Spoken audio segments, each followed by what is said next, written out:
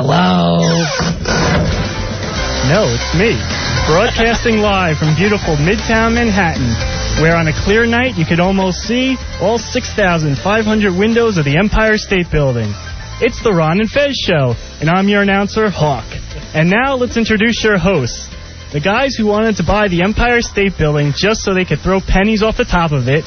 Here they are, Ron Bennington, Fez WNEW, radio's real estate barons.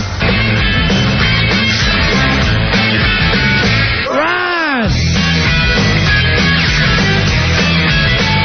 Fez! Ron and Fez! Hey!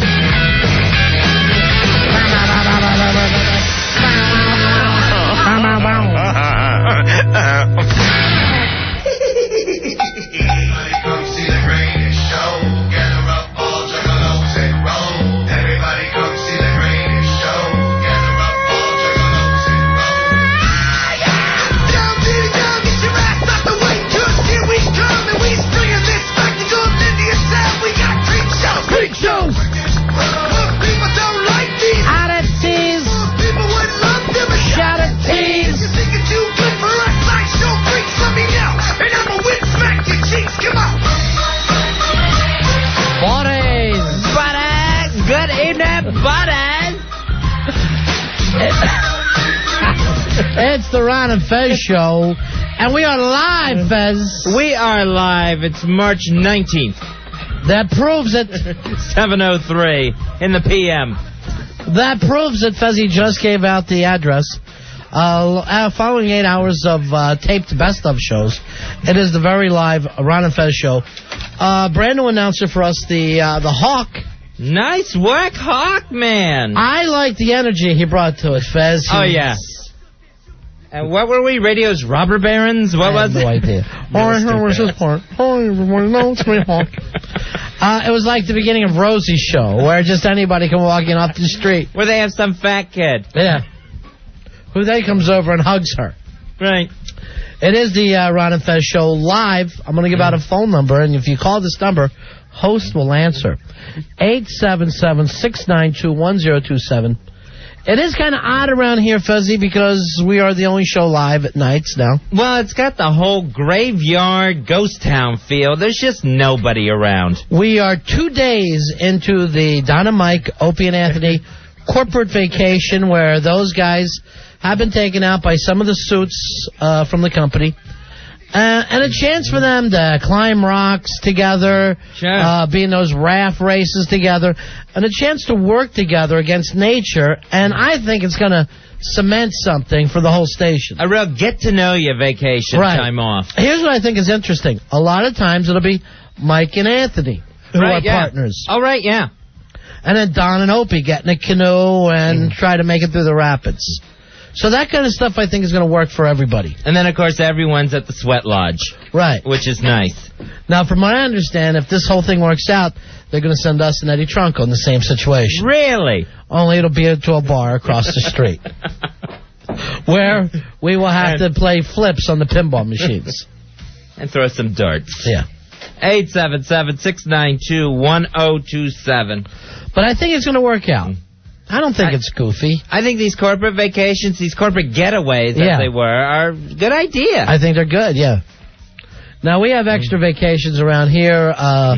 Joe Pooh's on an extended vacation. Yes. As well as Billy Staples. Right. That's why... they were both here last night and are now on vacation the rest of the week.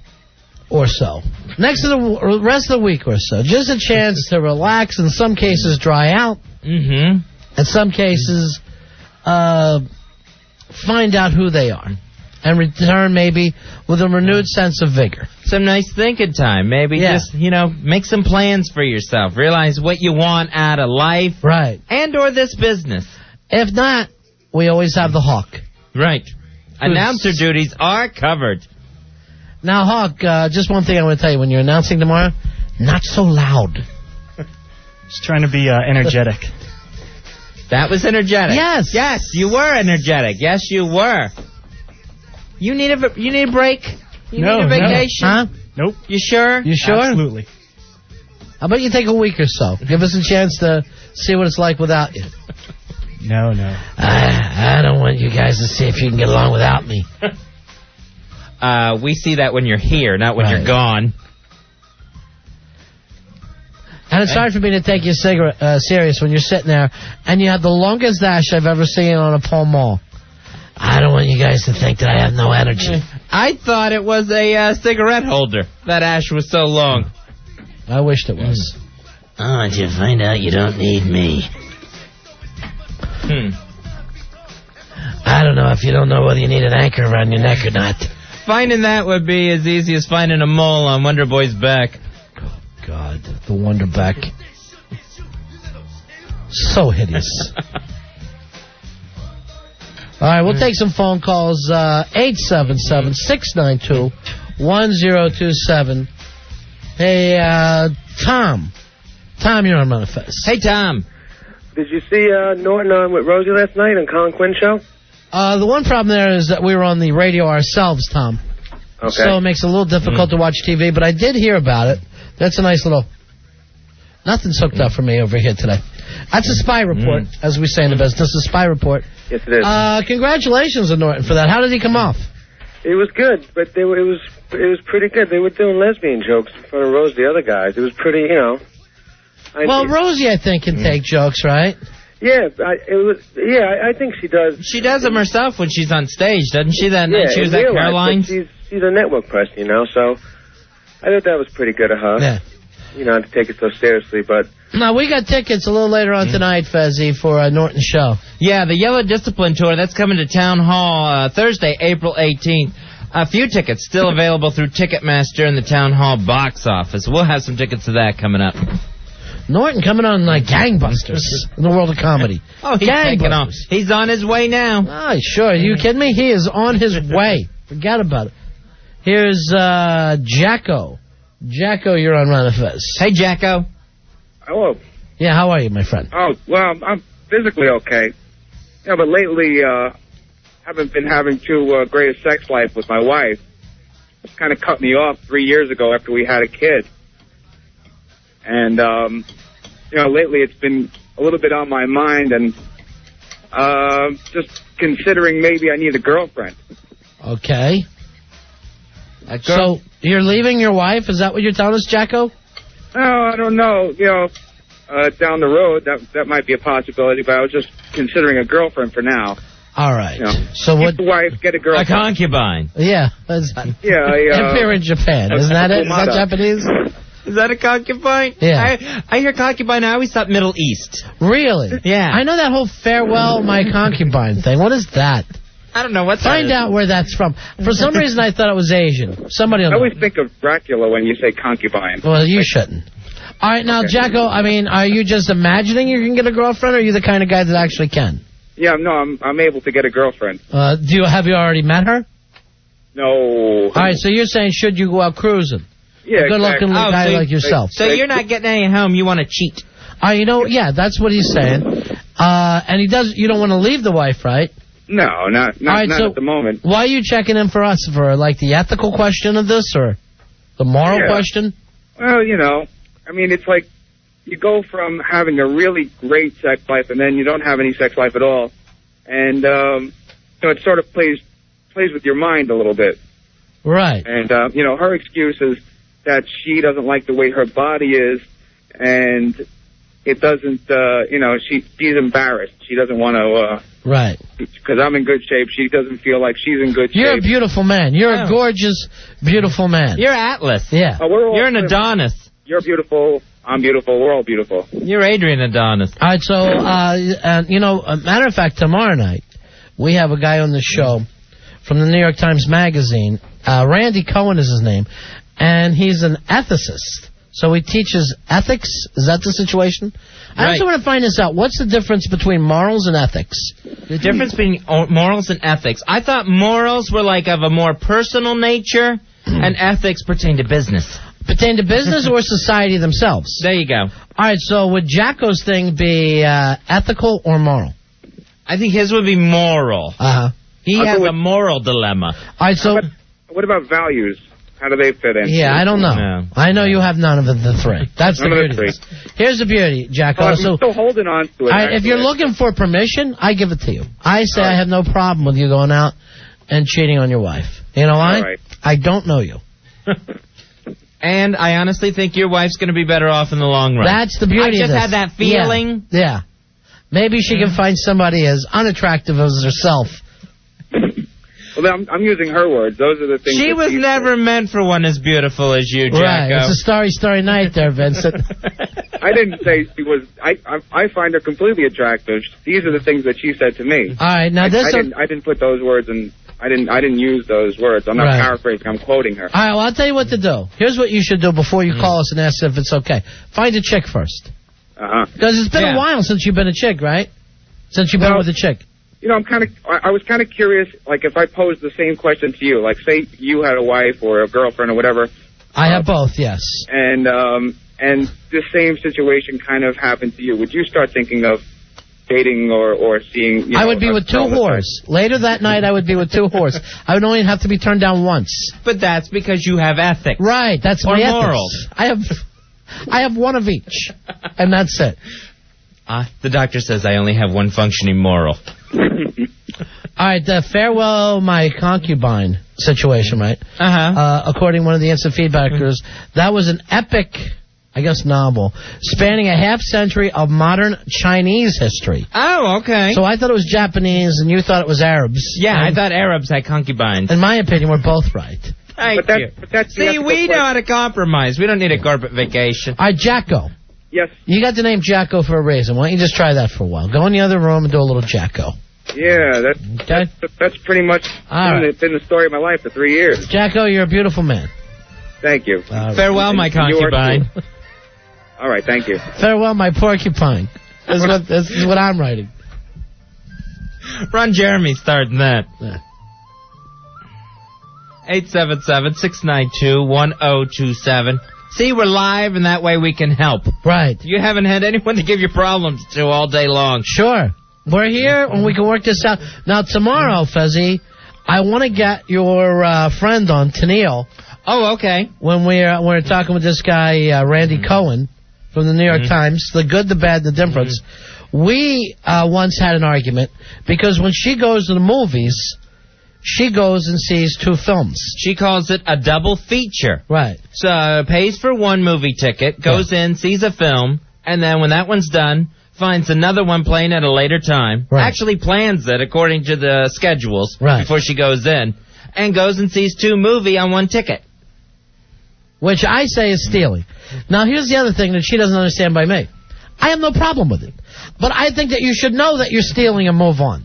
That's the thing. You don't mind if people steal. Right. But at least don't try to pass it off as you're not doing anything wrong. Call it what it is. You're stealing a film. Right. You're stealing a movie. You've been caught stealing. Right, because if you are caught, you feel like a dick. Hey, Jennifer. Jennifer, you're on Ron and Fez. How are you? Hey, Jennifer. Hi, guys. Yeah. Well, now there's 2 things. Jacko doesn't realize that there's never going to be another woman in his life other than his wife. That's number 1. Now, why would you say that? For, Why would you say that, Jennifer? because he sounds like such a... Oh, because he sounds like he's a waste, right? Yeah. Right. Yeah, there's But, nobody out there He's waiting. been cursed with a beautiful body. Yeah, well, whatever. He's There's a nobody out gorgeous there man. waiting for him. And literally, probably the only reason why his wife can't be with him is the same reason why we couldn't stay on the phone with him. Well, It's dreadful. I don't know, but that's not why I called. I called to find out, are you guys moving your time slot again or what? We're not allowed to talk about that. See? Ever. You did this after the chick, you did it after O&A, now it's after Don and Mike, and Why would you ask on that? at the station? How do you guys expect that your fans to stay with you? You keep moving around. Our fan. You don't understand. Well, Fez and I have never had a problem of fans following us. No, I know. We are under the Everybody- radar. But believe We me, have I no follow fans. you where I can. That's very nice of you, But Jennifer. the We have point 1 is- fan. We named him Hawk and brought him in here to be near us. Let me say this, Jennifer. You follow us anywhere. Yeah, Would you be willing to go to Florida? Yeah, but can't NEW just leave it alone No. already? It works. Leave it alone. Why did you bring this up? Because I could tell by the way you guys are talking. You're gonna come on like Monday, and it's gonna be like it's best of because it's a holiday week coming up, and you guys are gonna take your vacation. No, we're and then not. the following week it's gonna be like, well, we've moved, and you're gonna do the same thing you did. All right, Jennifer. What? Do you think that we made all these moves because that's what we wanted to do with our No, career? I know it's not you guys. Please, move us again. What is wrong with this station? They have so much money. They have so many ratings. Everybody listens to the calls all It's an day. F farm. I mean, what is going on over there? I have no idea, honey. That's the ethical This question. is getting very annoying. That's the ethical question, or maybe moral question. We just said we're going to be here every night this week. Yeah. Yeah, I know. Or I know. so. And believe me, after listening to Best of all day, I appreciate it. Thank you. But the point is that, like, in another 2 or 3 weeks, I have a feeling you guys are not going to be on from, like, 7 to, 11 anymore. You're going to be moved again, and this is ridiculous. I will say this. Fez and I, the whole time we've been in New York, have only rented our apartments by the week. True. We are on a weekly situation. you're Fez is making staying money. at a girl's hotel, Right? which has worked out. Okay. It's a hotel for women. You know what I would like to see? Yeah. Okay. I would like to see you guys take over the 11 to 3 slot. Donna Michael, cool. But see, here's the thing. You're not making those decisions. Right. We're not making those decisions. Don and Mike right now are on a vacation with Opie and Anthony. Yeah. And I think it's going to be fantastic for everybody. Yes. I think once you get done this You know rock what that climbing. says to me? You know what that says to me? What? That says to me that there's a lineup change. You know something's coming in the next 2 weeks. You know it. Clairvoyant. Have you had any of these other predictions come true? She's crazy clairvoyant. I got my card. Card holder 2794. All right. Thank you very much, honey. You guys are great. And you're you're on top of things. Let me just say this. We'll play a song for you. All right? Okay. Just for you, sweetheart.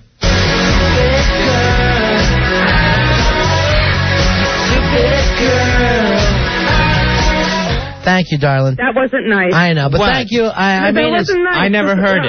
I'm talking like. I know you are. And we were just teasing you a little bit, but thank you very much for worrying about Love us. you okay? guys. All right, we Thank love you, too. Jennifer. All right, Bye.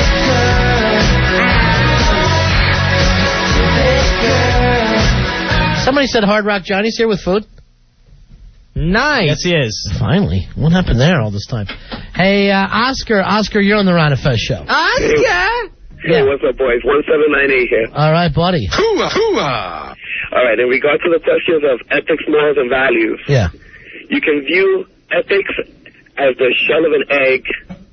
Your morals are the white of the egg, and then your values are the yolk, meaning that the values are the ones that are most easily changed, but the ethics always remain constant. Now, which do you dip the toast into? It depends if, you're having brunch or if you're having, regular breakfast. Well, I'm not going to dip into my ethics then because of the shell of the egg. I think, you're dipping into your values. Yeah. Now, Right. now Easter's coming up, so I'm going to color a lot of ethics. I'm in a hard boil. Hard boil your morals, and then color your ethics. Yeah. All right. Thank you for the egg theory. Oscar! All right, thank you very much. Jeez. All right, there's Johnny. How you doing, Johnny? Johnny! Hello, fellas. Yeah. How are you? What's What are going you up on, to? Johnny? Nothing. I brought a little food for you. Thank you very Nice. much. I even brought dessert this time. Well, dessert is part of the meal. It really is. Sometimes you forget. Do I look like I would disagree with you on that Hey, is Eddie Trunk finally coming back on Friday? one? From what I understand, Friday will be his first live show back, and Good. Saturday is his first syndicated show. Wow. Gee, Wow, wow. thanks for popping. Yeah. Talk How's about it popping? Talk about a corporate vacation. That's been, 2 months off? I think so. Well, when you have when you work 2 days a week Right. and you take off 2 weeks, is that like taking off 3 months? I think it is. But I know with those 2 nights a week for that many years, he's built up a lot of vacation time. Right. I don't know how it works here. Yeah, he did build up quite a, He's quite a done well long for time himself. off. Oh, he's loved.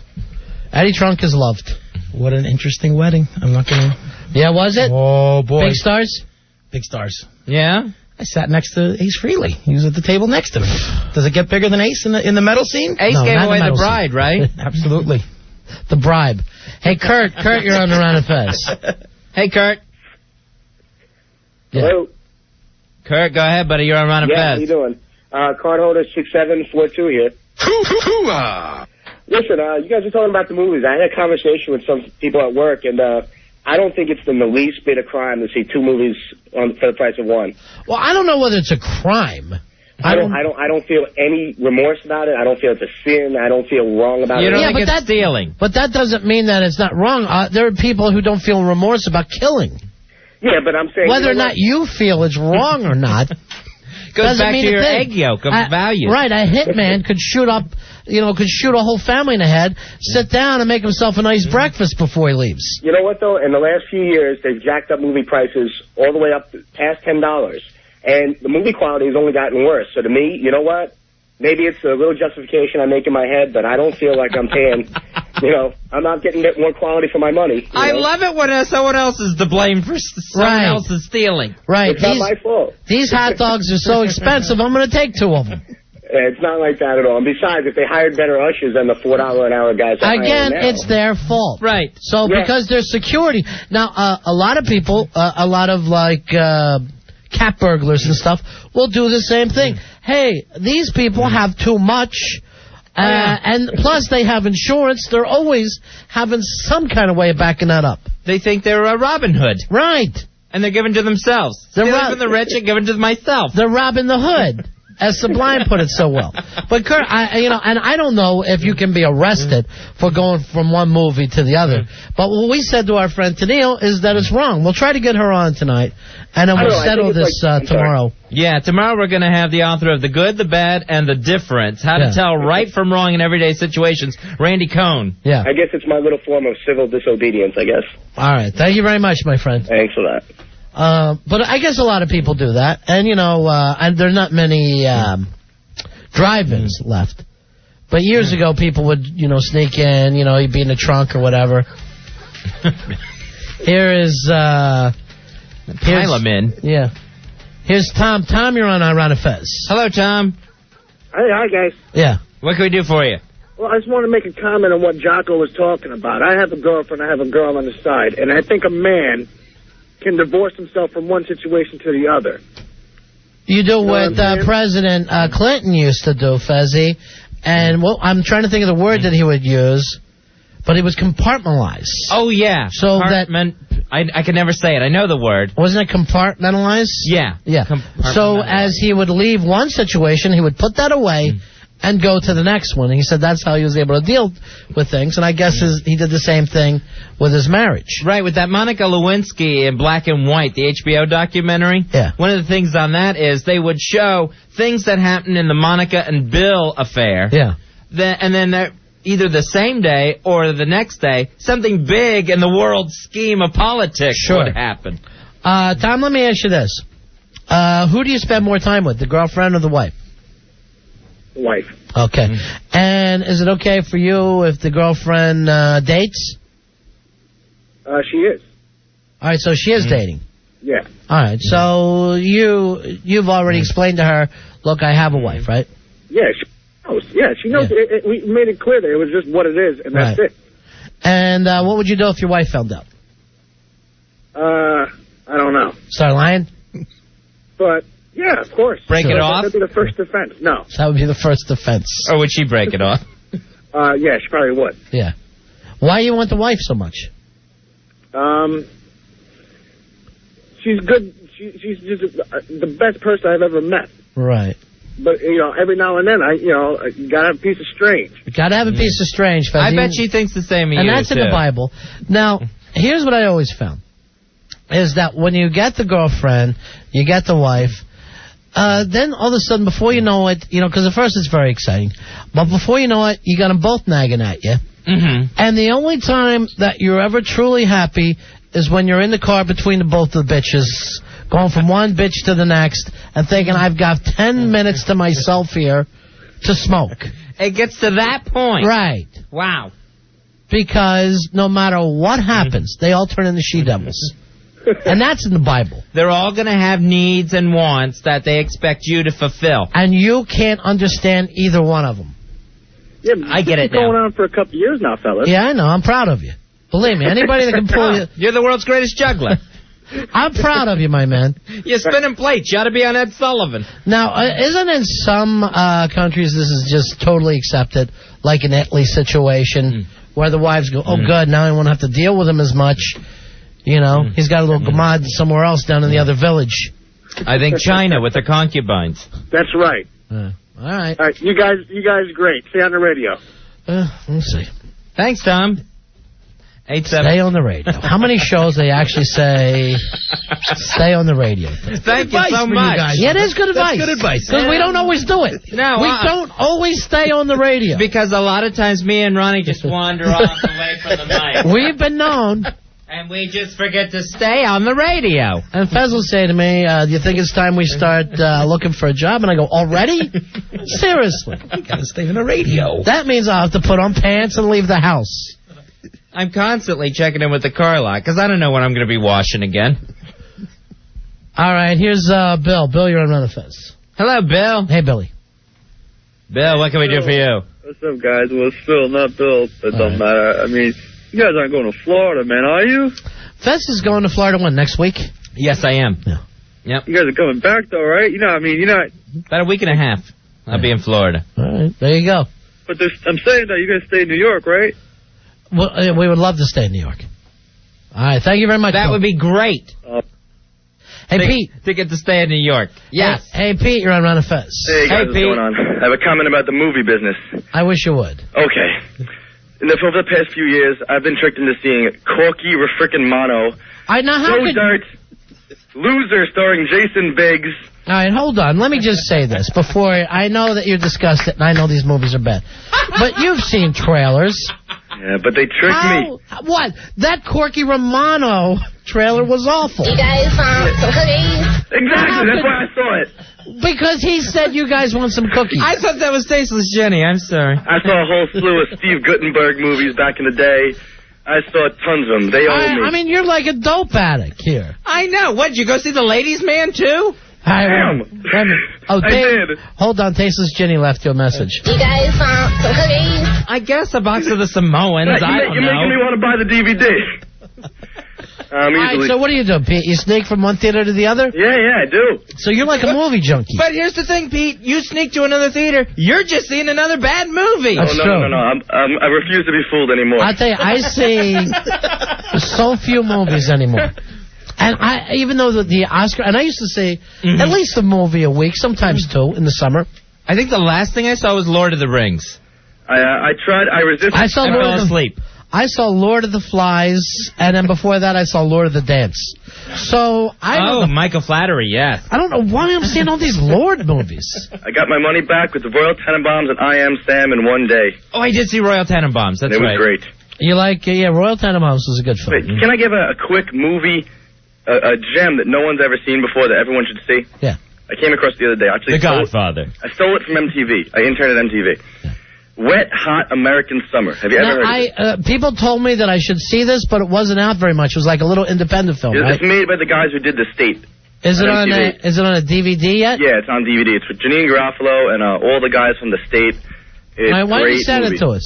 Great movie. Why don't you send it to us? I will. All right. I will. And a couple people said to me that this was a good film. Yeah, it's definitely worth watching. I caught that when I watched also the guy from Wes Anderson, Bottle Rocket. Yeah, of course. That's and I saw classic. that. The same person who recommended Bottle Rocket recommended Wet Hot American Summer. First of all, let me just tell you something, since you act like you're Mr. Movie Man. Yeah. Bottle Rocket was on like most people's top movies of the 90s. It was a great movie. I know, but I'm saying, you're laying it on me now. It's almost like going, you got to go see Titanic. Because... And Pete, we're having trouble taking the word of someone tricked into seeing Joe Dirt, Corky Romano, and the Ladies' Man. Right. Loser. And what are you doing down there at MTV? Getting girls for Carson? No. I just intern. I do nothing. Today I got coffee, made a few faxes. You could intern here. Yeah. I could. You got moles on your back? I'm not even joking. I tried to intern with you guys. I got a letter from Al Dukes. How'd you get in with MTV? I just found it on a website, monster.com. They wrote some kind of, we used to do a public access show actually on Long Island. Me and a few friends of mine for a few years, and no matter how bad it was, it looks good on a resume. Here's the thing. You should never do a public access show for a few years. Yeah, Maybe I can understand cutting a couple of them and getting tape, but, that's like saying our band has done 10 CDs that we recorded in my garage. You better do one, maybe two at the most. Then if you don't get signed, time for a new situation. Yeah, there's a lot of reruns. Yeah. Yeah, but I sent you guys an email.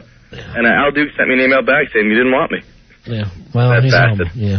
Well, if There's Al maybe, Dukes for you. maybe All you right. didn't have a big enough unit. I'm sorry, my friend. Then you guys about Hot American Summer. All right. Hot American Summer. Write that down, Rory. Wet Hot. Wet Hot. Wet excuse Hot me. American Sounds like a porno, Summer. but it's really funny. Yeah. All All right. right. Thank you. Get that for me. And Corky Romano. You know, I wouldn't mind if there was some situation if Fez and I were reviewing DVDs and getting free ones. That would be nice, because we would love to do it. I'd like to sit down and look at 30 or 40 free DVDs a week. Okay. I'll take And then care of that'll that. help out with a lot of the work I'm doing at the flea markets. You got it. So I'm not just selling CDs off the wall here and stuff I took off Hard Rock Johnny's wall. Johnny, what's the coolest thing you have on the wall at the Hard Rock right now? Let's see. Perry Farrell's guitar from Lollapalooza the first year. I think it was 92, maybe. Really? You consider that the biggest thing? I think You got Hendrix stuff over That's there, my- don't you? I thought you you know had what? David Crosby's liver. That's on the menu. Oh, okay. That's on the menu. Hendrix, we have a You got to be 21 to eat that. we have a Hendrix Bold as Love handwritten lyrics hanging up by the counter. That's kind of cool too. Yeah, that's a good one. I just All like right. the lollipop guitar. Maybe because it's lollipop. I don't know. I don't know. Now, you feeling any heat from this Britney Spears restaurant that's opening up? I don't think so. Pinkies or whatever. Is that it's really called? going to open up? I read it today. Yeah, they're talking about it. It's going to be Pinkies. I don't know about a restaurant named Pinkies. What is she talking about? Her vag? Again, it's on the menu. Is it rigatoni and Britney's own pink sauce? Nice. I would actually eat that. So, yeah, Pinky, she says, is her nickname. Now, we've never heard that before in our lives. No, So she's going to name it Pinkies.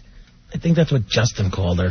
They had two little nicknames for each other. I still think that Pinkies would be her nickname for him. I want to get the fresh Timberlake trout. That's They have that? That's going to be on the menu at Pinkies.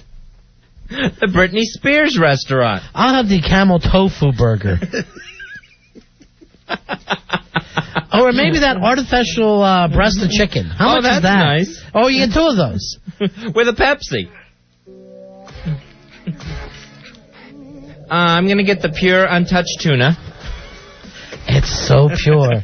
It's in virgin olive oil. No, they have special afternoon specials. And it's not moist for whatever reason. It's It's very not dry. moist. If you like your tuna dry, you're It'll going to be love it at Britney Spears. It'll be done. It'll be done when It'll be moist when I'm done with it. Now, do they have the Mickey Mouse Club sandwich? Because I would like that. I don't know. I don't know if they have the Mickey Mouse Club sandwich. If That's on the kids' menu. Right next to the Scoops I Did It Again ice cream sundae. Scoops, I did it again. Now they have an unopened clam. I don't know what that is. That's on the seafood section of the menu at Pinky's, the unopened clam. I'm getting the Britney Spears chicken fingered platter. I'm trying to eat light. I'm just going to get the you're not getting into my box lunch. Oh, no? Does that come with the New York teas cake? Yes, I believe it does. I believe it does. How about the cherry popping cobbler? Oh, that works out good. The I would love that. The unstuffed flounder.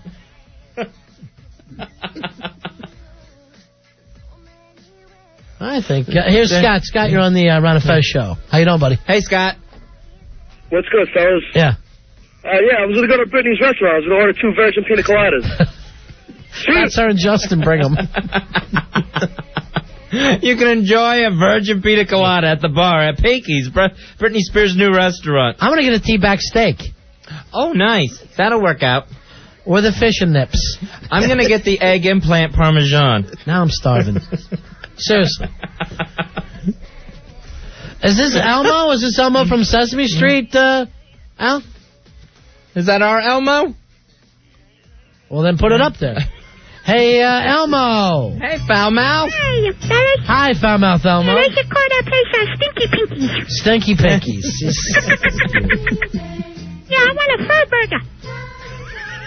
Are you gonna be able to get a fur burger at Britney Spears' I restaurant? don't think there's a lot of fur there. I don't think there's a lot of fur there. She takes care of that. And I want some roast. All right. Come on, watch the language. Everybody. All right. Thank you, foul mouth Elmo. Hey, Joe. Joe, you're on Ron and Fez. Hey, Joe. How you doing? Yeah. Yeah, I'm going to take the Hyman flavored ice cream. That's not even trying to be witty. That's just throwing a Hyman joke at That's just saying Hyman. All right, here's Mitch. Mitch, you're on Ron and Fez. Hey, Mitch. Pinky's is opening up. Pinky's, Britney Spears' brand new restaurant in Manhattan. I'm going to the restaurant tonight. I'm going to get a Britney's hot open roast beef sandwich. An open roast. Coming with me. Yeah, I'll be there. Yes. All right. Yes, we understand the whole meat curtains. Yes. Hey, yeah, John. John, you're on Ron and Fez. Hey, what's up, guys? We're talking about going over to Britney's new place, Pinky's. Yeah. Well, let me tell you, buddy, I'd like to order the pink snapper. Smell my snapper. Is it okay? And an extra batch. She's over here going, you want sauce in that snapper? I'll take care of it myself.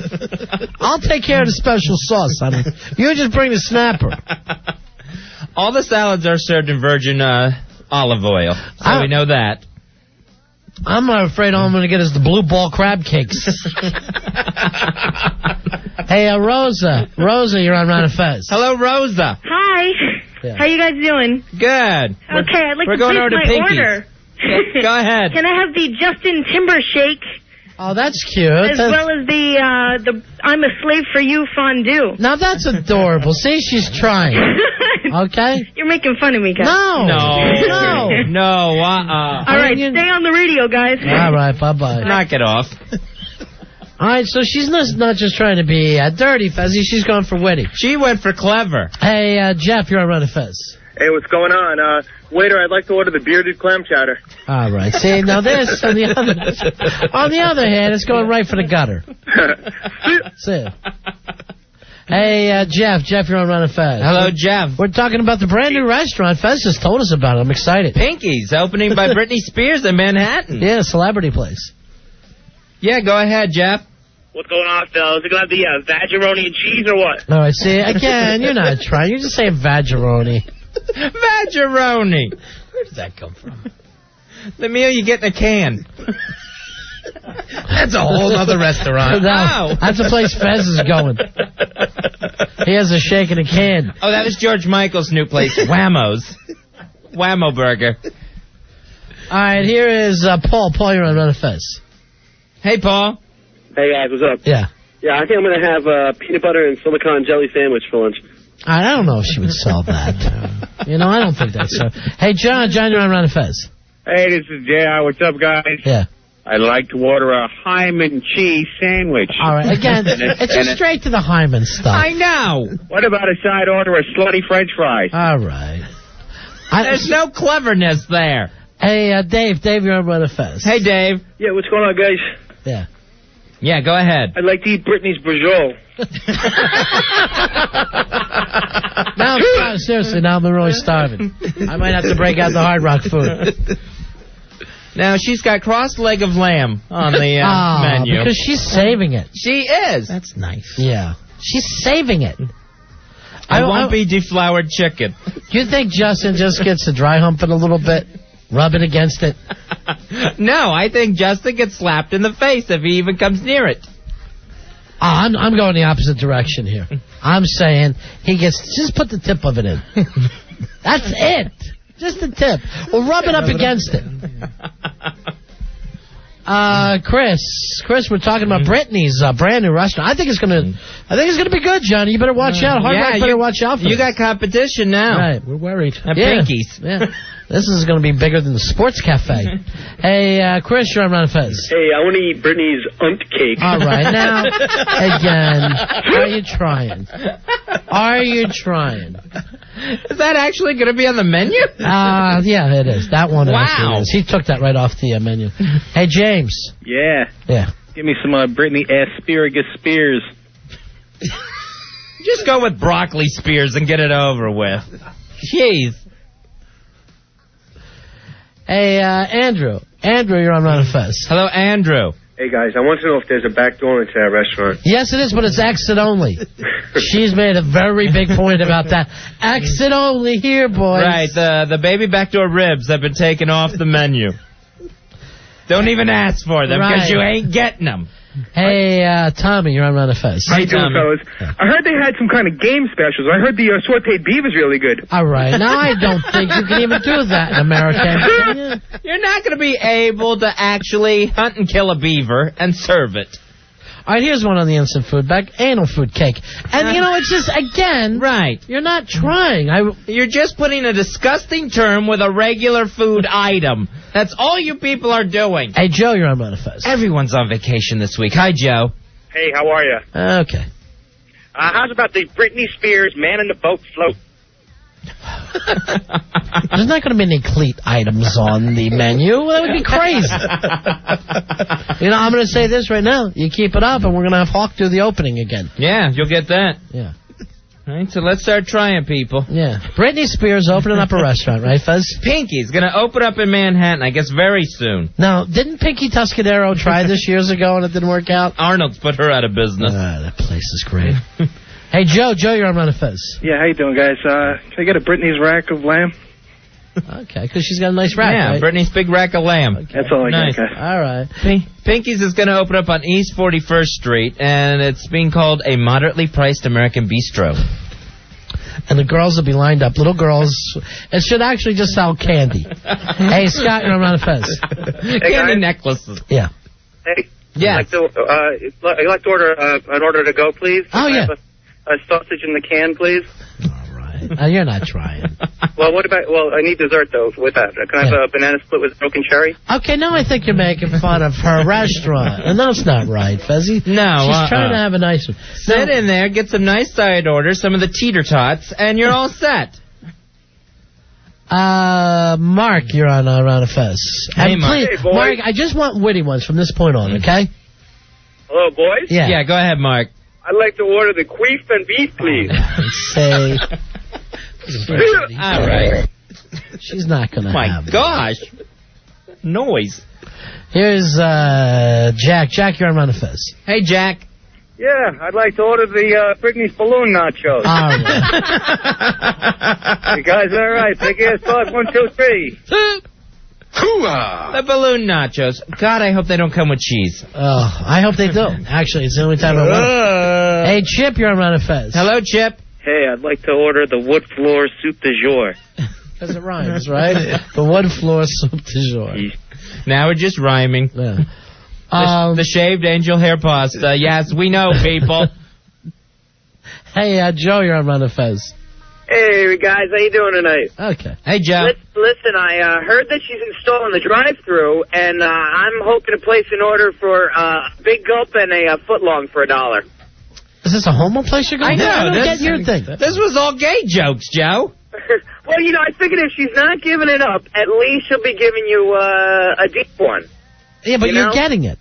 That's what You're asking for a big gulp and a footlong. You're asking this for yourself. Please don't make Fez and I draw a roadmap of comedy for you. We try. We'll stop the show and we'll do it. We try to build a framework. Here is Rich. Rich, you're on Round of Fez. Hey, Rich. Yeah, I'm going to order something from the diet menu. Oh, good. Tongue on a little bit of tuna. All right, now that's cute. A tongue of Britney tuna. All right, say it. Nice. A lot of seafood on this menu. I've noticed that. Hey, Anthony, you're on Round of Fez. Hey, Hey, Anthony. Yeah. I heard Brittany has going to be in the kitchen tossing salad. All right, she's not an ass muncher. She's not. She doesn't butt munch. She's cute.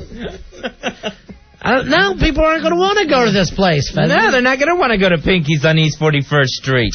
She's already got a location? Yep, and it's going to be a moderately priced American bistro. All right, East 41st. I don't think she's after the tourists there. No, not at all. Hey, Pete. Pete, you're on Round of Fez. As you walk past the WWF cafe to get there. I want to order off the dessert menu. I'm going to go with Brittany's brown donut. All right. See, that's wrong, Fez. Back me up here. Because if you start laughing... It is wrong, yes. It's not ethical. No, it's not ethical or moral. Hey, Steve, you're on Round of Fez. Hello, Steve. Hey, boys. Hey, 10850. All right, buddy. Hoo-ah! I was thinking maybe I'd order a fish taco or something like that. Okay. Back to just the seafood, Joe. Right. Fezzy, we do got to take a break here, though. But anyway, Britney is opening up a place I'm happy for. Yeah, Pinkies. Be looking for it on East 41st. All right, we're going to eat as much Hard Rock food as we possibly can during these next few moments. That means no live spot. Right? Beautiful. Right. And they got a Coke for me? The kids got a Coke? Of course. I hate to wake them up. All right, so everything's moving, Fuzzy. Nice. With 2 men down, I couldn't be more comfortable around here. And I'm having the time of my life. 877-692-1027. We're on a Fez. Ron and Fez. You're scaring me. Stop it. 1027 WNEW. We're on a Fez. Live on a Tuesday. 877-692-1027. Oh, do it on my check. Okay. Oh, do it on my check. Love that one. 877-692-1027. You miss Billy or Joe Poo today, Fuzzy? Who do you miss more? I actually don't miss either, but I would pick Billy if I had to choose. I miss Joe sucking all the energy out of me as I walk into a room. I thought you looked like you had lost weight. That pilot fish is missing. That's what it is. Those parasites aren't hanging from you. I think Billy's the funnest, nicest guy when everything's working well for him. Oh, but the minute it turns against him, he will try to take everything down the drain with him. Then suddenly he's the iceberg. And we're Titanic. Hey, Gary, you're on Ron and Fez. Hi, Gary. Hi, guys. I just heard Sweet Melissa moan. Is this a moan? Oh, do it on my check. That's the one. I'm sorry, that's Al. There's the winning cowbell, Gary. You hold on the line. You're going to the big-ass prize closet. You get a $100 gift certificate to Modell's. Modell's Sporting Goods has locations throughout the tri-state area. We all know that. To find a Modell's near you, check them out online at Modells.com. Congratulations, Gary. Fezzy, I think we're running out of stuff for her to say, not we gotta say don't on my check. Is that what we're down to? Yeah. Although it still kind of turned me on, and I don't know why. What was she going to do with that check after? Cash it? Oh, you know she will. Cash it. Cash it, baby. No, cash it. Cash that. You got cash that check. What I want to do with Melissa is bring her in the last night that we do a promo. All right. And then we'll just try to think of things that she can't make sexy. And see if we can finally find a phrase, you know. Yeah, because she even pulled it off with do it on my check. Yeah, it was kind of hot. So we'll try to find something for her that even sweet Melissa can't moan out sexy. What's happening at the news since we're the first show all day to look at the news outside of sports? Ronnie, what they're calling the very first ever NHL hockey death of a fan. All right, because players have died, right? Yeah, there has been an NHL player who died. That was back in '68. Apparently he fell down and died. I don't know how that happened. Well, you know, you're skating at 65 miles an hour. I could see it. So this is a 13-year-old girl who was at a Columbus Blue Jackets game. That doesn't even sound like NHL, but that is a real team. Columbus Blue Jackets. But it's not NHL. Columbus Blue Jackets? Yeah. Expansion team. Yeah. Jesus. When does this start? Thursday? Taking on the Flames of Calgary. So this girl gets hit with a puck in the head and is dead 2 days later from it. You know, well, that's probably some kind of bleeding in there. Yeah. Now they show. I saw the tape on television. You know, the puck. He took a blast. The puck goes flying out. I think it ricocheted off of someone else and hit her in the head. Really? It moves pretty fast. But then you see her get up and walk out. She's holding her jacket to her face. But you see her get out and walk out of the arena under her own power. And then dead 2 days later. Yeah, but that's the thing is, let's suppose it was just something leaking in there. It would probably take a couple days. And I don't know whether she went to the doctor that night or she should have. She died in the hospital. Oh, okay. So I'm sure they checked her out. That's it for sporting events for me. I'm done. I know. It's too dangerous to go at this point. You would think that there would be more guys killed at baseball games. One time at a baseball game, I got hit in the throat with a ball. Really? Yeah. And it was weird because I know you got hit in the throat with balls before. That was my chin. Low hanging. Now, what happened was, I was watching the game, and Johnny just went low hanging. Thank you, Hard Rock Johnny, for your help tonight. What happened was, usually you'd think, all right, Fez got hit with a ball at a baseball game. He's chatting, he's drunk, he's not paying attention to the game. I was watching the game. What happened was, it wasn't even a foul ball where I was sitting that hit me. A ball went off one of the gloves in the bullpen, bounced off the top of the glove, came up in the stands, and caught me in the throat. All right, so it couldn't have been going that fast. No, I'm still here talking. My larynx wasn't crushed. But, I've seen people get whacked with a line drive, and I think there was a case in the 1950s. Richie Ashburn, I think. I think this is the story. It's some kind of trivia thing. Where he's up the plate, he hits a line drive, smacks a woman, and takes her down. And, you've seen the ball go into, third base side or first base side. We see everybody move instead of going for it. They move like the Red Sea, they part. So supposedly, as this woman was, and he broke her arm or something, supposedly they either had her on a stretcher or were carrying her out. He hits another one, knocks her ass off the stretcher. Nice! Good aim. But this is an awful story that you're telling us, Fez. Yeah, 13-year-old girl dead after taking a hockey puck in the head at a Columbus Blue Jackets NHL game. Now, what do you think now they're going to do? Hire glass? Boy, the glass is so high anyway. Or take away their franchise. It's Columbus. It's not a major league town. You've been stripped of your franchise. I guess they're going to have to just actually play in an aquarium and put a lid on the glass. I see no problem with that. Why not play with a Nerf puck? Why do we need that big, hard puck? All right, IKEA Boy's writing in, didn't the hockey puck equal death scenario happen in Happy Gilmore and a Woody Allen movie? I don't remember it in Happy Gilmore. Yeah, his father got killed. With a puck? Yeah, his father was killed with a puck. All right. Was he eaten by a gator? No, that was that was the coach. That was the coach. Got his hand eaten. So his father was killed with a puck. Yep. All right, they're listing some of the other hockey accidents here.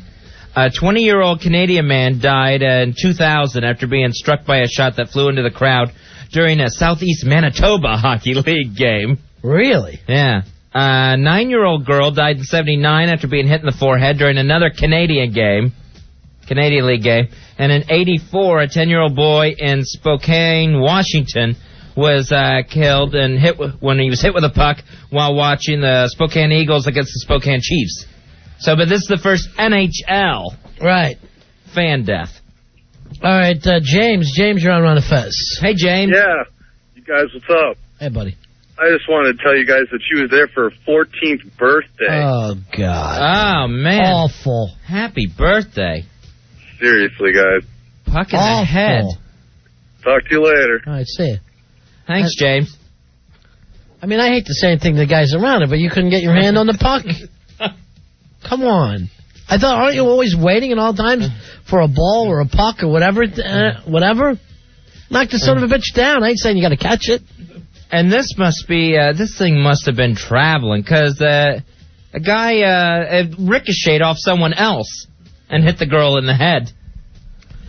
All right, this on the instant feedback from Miles. He says, this happens, a lot of deaths happen at rollerball games where stuff will go into the crowd. That will happen. Didn't Darren Dalton's wife take one in the face one time at foul ball? Yeah, from him. He's a crazy bastard. That man don't know what he's doing, what he's capable of. 877-692-1027. All right, Tom, you're on Run of Fez. Hey, you don't let kids under 15 in the hockey games. You decrease that stat by 75%. All right, so that's your thing now. Children can't go to games. No kids to games. Finally, the way to fix it. Do we do that? When it was so obvious to us, Ronnie. Do we do that, or we just get rid of hockey? I'm all voting for getting rid of hockey and saving our children. Later, guys. All right, say it, buddy. It's obviously not safe. All right, here's Chris. Chris, you're on Run of Fez. Hey, Chris. Buddy. Yeah, 7510. I just want to tell you guys for my 14th birthday, I went to a Tool show, right? And we had front row. We were in the front. Yeah. Lead singer has 2 bottles of water. Takes a bottle of water, shakes it up, throws it up in the air. I look up in the air, I'm like 5 feet tall. Bottle of water, wham, right on the side of my head. The guy is crowd surfing next to me, kicks me in the side of my head. My brother's like, oh. All right, don't curse, you idiot. Sorry. All right, keep it together. I'm sorry. Well, you make me want to hit you with a bottle. One more thing. You guys, on the Staten Island scene, if you like backyard wrestling, go to PIW1.com. All right, we'll check it out. I have no doubt that you were at a Tool show. Yeah. You should have been the featured act. And now you're a backyard wrestler. You don't believe me? Go to that site. All right, what is it again? PIW1.com. All right, these backyard wrestlers are idiots too, Fez. Oh, yeah, they're just coming off their tool shed. Their dad's tool shed. I'm dead serious. Everything with them is tool. Look at the reality check. You can see me. I plug you guys and everything. All right, thanks, buddy. Thanks a lot, man. All right, we'll just plug you to you, son of a bitch. PIW1.com. Jeez. Now, people at concerts, they get hurt so bad, and most of the times, like you said, that crowd surfing or the mosh pit, somebody's always wearing boots, and that boot whips around and catches you, right above the eye. You get jackbooted. And right above the eye there, it's very easy to open up. Thank you for the tool. Yeah. Tool. Maybe they're running this kid of a bottle of slow motion coming out. No! I mean, if you can see it come down from space, drop it, okay? Knock it down. Just swat at it. Do something. Didn't Jewel have to go running off the stage one time when she was taking frisbees in the face? Oh, a lot of... every entertainer has, at one time or another, has been hit with something. I remember one time being in an Aerosmith show in Philadelphia, and it's Philadelphia, so the M80s are flying around pretty good. And, like, 2 songs into it, he takes an M80 into the face. Oh, man. They carry him off, and people are booing and freaking out. That turns into a mini riot. But that always happens. Booing at him like it's his fault for not getting out of the way of an M80. Well, I got to admit, I was part of the booers. I said, I've been waiting for the show, and now you can't shake off one M80 in the forehead? 877-692-1027. But that's some of these sons of bitches going to Yankee games taking batteries with them. Oh, that's right, yeah. Why not just hit the guy with a bullet? Why not just chuck a bullet? When John Rocker was going to make his first Shay debut after the comments. Remember, he's making the big deal he's going to ride the 7 train, and they were announcing it was Battery Day. Right. Although, if there's a guy who ever needed a battery, it's that son of a bitch. Hey, Matt. Matt, you're on Ron and Fez. Hey, Matt. Hey, guys. How's it going? Hey, buddy. A hockey accident that happened a few years back. Clint Malarchuk, he was a goalie for the Buffalo Sabres. There was like a real mess in the crease. Took a skate blade right across the jugular vein. Oh, that was gross. Blood on the ice. And I was thinking maybe we should ban skates from hockey. I mean, that probably makes sense. Yeah, why can't they just run around on the ice? Have a good night, guys. Go out there in your stocking feet. You're going to slide just as much. Trust me. Hey, Scott. Scott, you're on Ron and Fez. Hello, Scott. Hey, what's good, fellas? Hey. Yeah, like 2 years ago, I was playing baseball.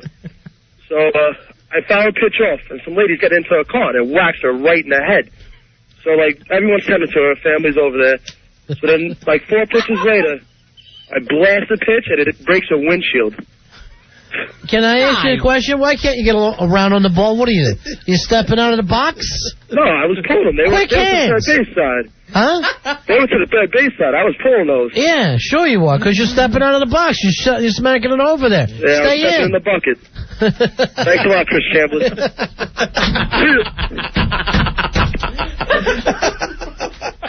That's hysterical. Here's Diego. Diego, you're on. But here's the situation there, too.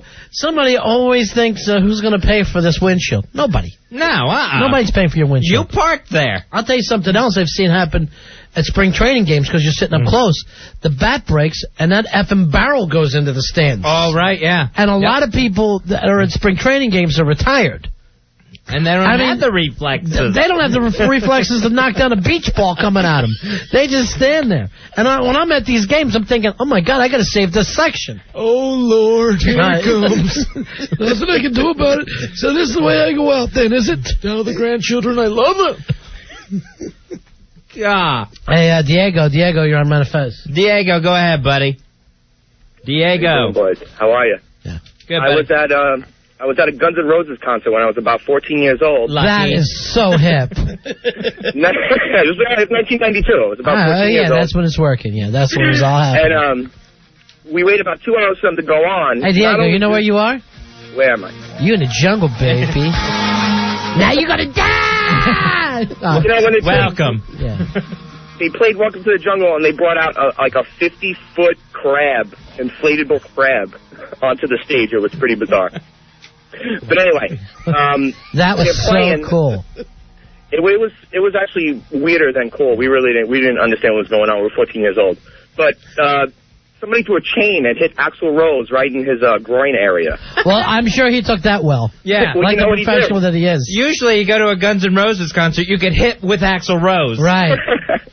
No, he ran off stage, and they ended the song with Duff singing. Duff song. Just takes over. What song is it? Do you remember? Yeah, it was Knock Knock Knocking on Heaven's Door. Great. You know what I do? I walk straight to the box office and go, I didn't pay $50 to hear Duff sing. Now give me my money back immediately. Not only did Duff sing, but they increased the tempo like double to end the thing. Sure, just to pick it up. Pick up the pace. We want out of here. That's squawking at Heaven's Door. All right, later, boys. Duff. Hey, they couldn't get Izzy to do it? I think Izzy was already out of the band by then. Oh, Izzy. They forced him out. Hey, well, they got him to quit when he was high. Bill, you're on Round of Fez. Hey, Bill. Hey guys, how's it going? 113. Yeah, buddy. I was on a Journey show back in '83. Yeah, Scott. Can I ask you a question? Sure. Did they do lights? Go ahead. Yeah, they actually did. Yeah, I'm sure they did. There has never been a show that they didn't. Yeah, exactly. All right, here's their Swedish song, Just a Small Town Boy. Yeah, they did that too. All right, listen how Swedish this sounds. Just a small town girl. What the hell's that mean? Just a small town girl. Where are you singing from? Norway? Yeah. All right, so go ahead. You're at a Journey show. You and your boyfriend. What happened, Bill? Oh God. Anyway, you see, they were in the middle of this song, and this beer bottle, you see it coming from like the middle, like the floor, and it just catches the guitar player, Neil Schon, catches him square on the side of the head, opened the side of his head up. That's what happened to that face. Yeah, and you know, he was... That's why I keep telling him, Neil, Sean, Neil, when you see that coming. That's bad, right, Fez? Yeah, it was That's nasty. a bad joke. I loved it. No, it's a bad joke. It's going straight to the pun. And Perry was just, he went ballistic on the crowd. He was ready to walk off the stage. Steve Perry's going to slap somebody's ass. Who threw it, a-holes? Yeah. Now, is it Steve Perry or the look-alike guy that they got touring with him now? He's great. Who I like, look-alike, sound-alike. Look-alike, sound-alike, and he actually is. Yeah, it's like a bad Twilight Zone where you go to the mall, when you come back, there's another you there, doing your job, living your life, only better. Now, did they get Sammy Hagar, too? No, that was Van Halen 2. That was Van Halen 2. Yeah, exactly. All right, Bill, that was the greatest Journey story I ever heard. And that's when Steve Perry's hips went out and forced him into early retirement. His frail little hips. Somebody's been watching VH1, haven't they, behind the music? At that time, when my hips went out, the rest of the band wouldn't listen to me. I didn't feel like I was part of the group anymore. And Neil had taken another beer bottle to the head. At that time, I thought Steve Perry had lead singer's disease. He thought it was all about him and started traveling around in an extra bus. Every lead singer in these behind the music gets their own bus. Steve Perry had one just for his extra hips. If I'm in a band, I go, look, we're paying for one effing bus. You get a cab if you want to, but we're not getting another bus because you and the bass player can't get along. 877-692-1027. Hey, Michelle. Michelle, you're on Run of Fez. Hey, Michelle. Hi, how you doing? Yeah, we're okay. Okay, I just want to remind you guys, a couple years back, Wayne Gretzky's wife, the glass shattered, remember? And she had to go to the hospital. No, I don't remember that at all. He's got the hottest wife in the Hard world. Rock? That was at the Garden. Yeah, it was, Yeah. It was a playoff. I think it was the playoff game. She was sitting down. And someone got checked right into the glass. Someone got and it checked in the shattered. glass. Just the whole sheet just came and hit her right in the head. How did breast okay? Always Yeah, look I good. think she was all right. They were picking glass out for days. It didn't take that long. They were just making sure it lasted. Just one more thing. I miss you guys so much in the afternoon. Wow. Thank you, honey. I miss you guys. All right, You're the best. We're right here, honey. Bye-bye. We're right here. Ouch. All right, Pantera wants to tell us a story about Pantera. Oh, God. Okay, Pantera, who headbutted you this time? No one headbutted me, but I was at my very first Pantera show with my cousin, and these kids were crowd surfing, and I'm standing there with my cousin. And Making the next out? thing, go ahead. Making out? No. Was that your cousin Winger?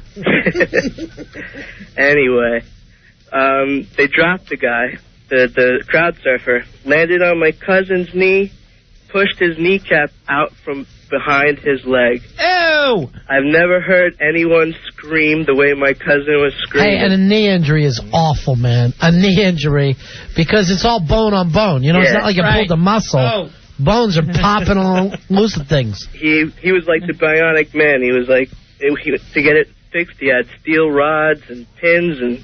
All because of the rock. all because of the rock and How roll. could you hear his screaming over the band? Actually, it was louder than the band. It was crazy. And the band's actually going, please, everybody, keep it down. Yeah. We're about to do our about to slow it down a little bit. All right, Panther. All right, guys. All right. That's a great story. Thanks for finding a way to fit the band Pantera into the conversation again. Every single day. Hey, Jim. Jim, you're on the Fez. Hello, Jim. How you doing, guys? Yeah. I was at the first Who reunion tour back in early 90s at the Giant Stadium, and I was 4th of July weekend, and I'm in the bushes taking a leak, and a buddy of mine's got a M80, and I'm out there junk exposed, and he tosses over the M80 right there where I'm going. And I've lived to produce 3 offspring. How? And I mean, it actually hit you in the junk? It exploded right in front of my junk about 2 feet away. I literally leapt out of the way as it went off, junk hanging out and all. Made it to the show. Now, how is that 2 feet away, Ronnie and I would have been seriously injured. How is that? Yeah, if we had our cousins with us. But how is that a friend to actually do that? Well, yeah, I guess. He wasn't too much of a friend. He was the guy who drove me to the show. Maybe he didn't want me to go back with him. All right, thanks a lot. Because I'll kill this son of a bitch. Throwing M80s at your junk. Nobody has any kind of explosives near my peepster. I live by that, Fuzzy. I'll die by it. I see the sign as we come in the studio Sure. every day. I put it up there. Jeremy says, take it down. I go, no, I won't. Something will happen. Jason, you're on Run of Fez. Hey, Jason. Hey, how you doing, guys? Was at a Stone Temple Pilot concert. Nice. It was a great concert. It was my first one I've ever been to, and it was outdoors. And they were throwing people up in the air and, catching them and stuff. Yeah. And I wanted to join in until, halfway into the concert. Now, what were they, on a blanket or something? One of those deals? I saw a couple blankets, but mostly they were just people throwing other people up in the air and catching them. That doesn't even seem like it would work. No, it was working. Unless you're a cheerleader. Right. Well, it stopped when somebody wasn't caught on the way down. Was that you? Of course. And I think they fractured their leg, and they stopped the concert, and the ambulance came in, and it was about a 20-minute wait. And the worst part about it was here in Scott Weiland. I learned how stupid some of these rock stars are, because he had to fill time in with talking. And he just went on and on about endless crap. You try to talk when you're that high on heroin. It's not easy. Oh, my God, this is true. And then he comes off, he's so high, he goes, I killed. You hear that? I had him in the palm of my hand. You didn't even play. Oh, really? Wow. I am high then. You were in the bathroom. What are you saying? You had a good show. It's 8:30 in the morning, you were in the bathroom. You were in the bathroom, you did 3 encores. In the bathroom, Scott. Hector, you're on Run of Fez. Hector. Yes, sir. Yes, Go sir. ahead, buddy. Big ass hard cola 9246. There you go, buddy. Hoo-ha. Holy mackerel there. When I was 14 years old, me and my friends went to a Met game when it used to be $1.50 to sit upstairs. Of course, you snuck down, and we were right on the first row of the overhang over the loge. Well, needless to say, a guy hits a foul ball. The whole row stands up to catch this foul ball, except for this one girl. Of course, the ball comes down. Who does it hit? It hits this girl square in the head. She falls back. She has a big red knob on her forehead, and her father looks down and screams at her, "Why didn't you catch the ball?" And they had to tow this girl out on the stretcher. All right, thanks. I don't know why it's so funny. Hey, Teddy. Teddy, you're on Run of Fez. Hello, Teddy. Hey, what's shaking? How you doing? Listen, I went to a baseball game with Rob Halford, and he catches all the balls. All right. Nice. Is that it, Teddy? That's your it. joke? Good night. All right. Thank you, Teddy.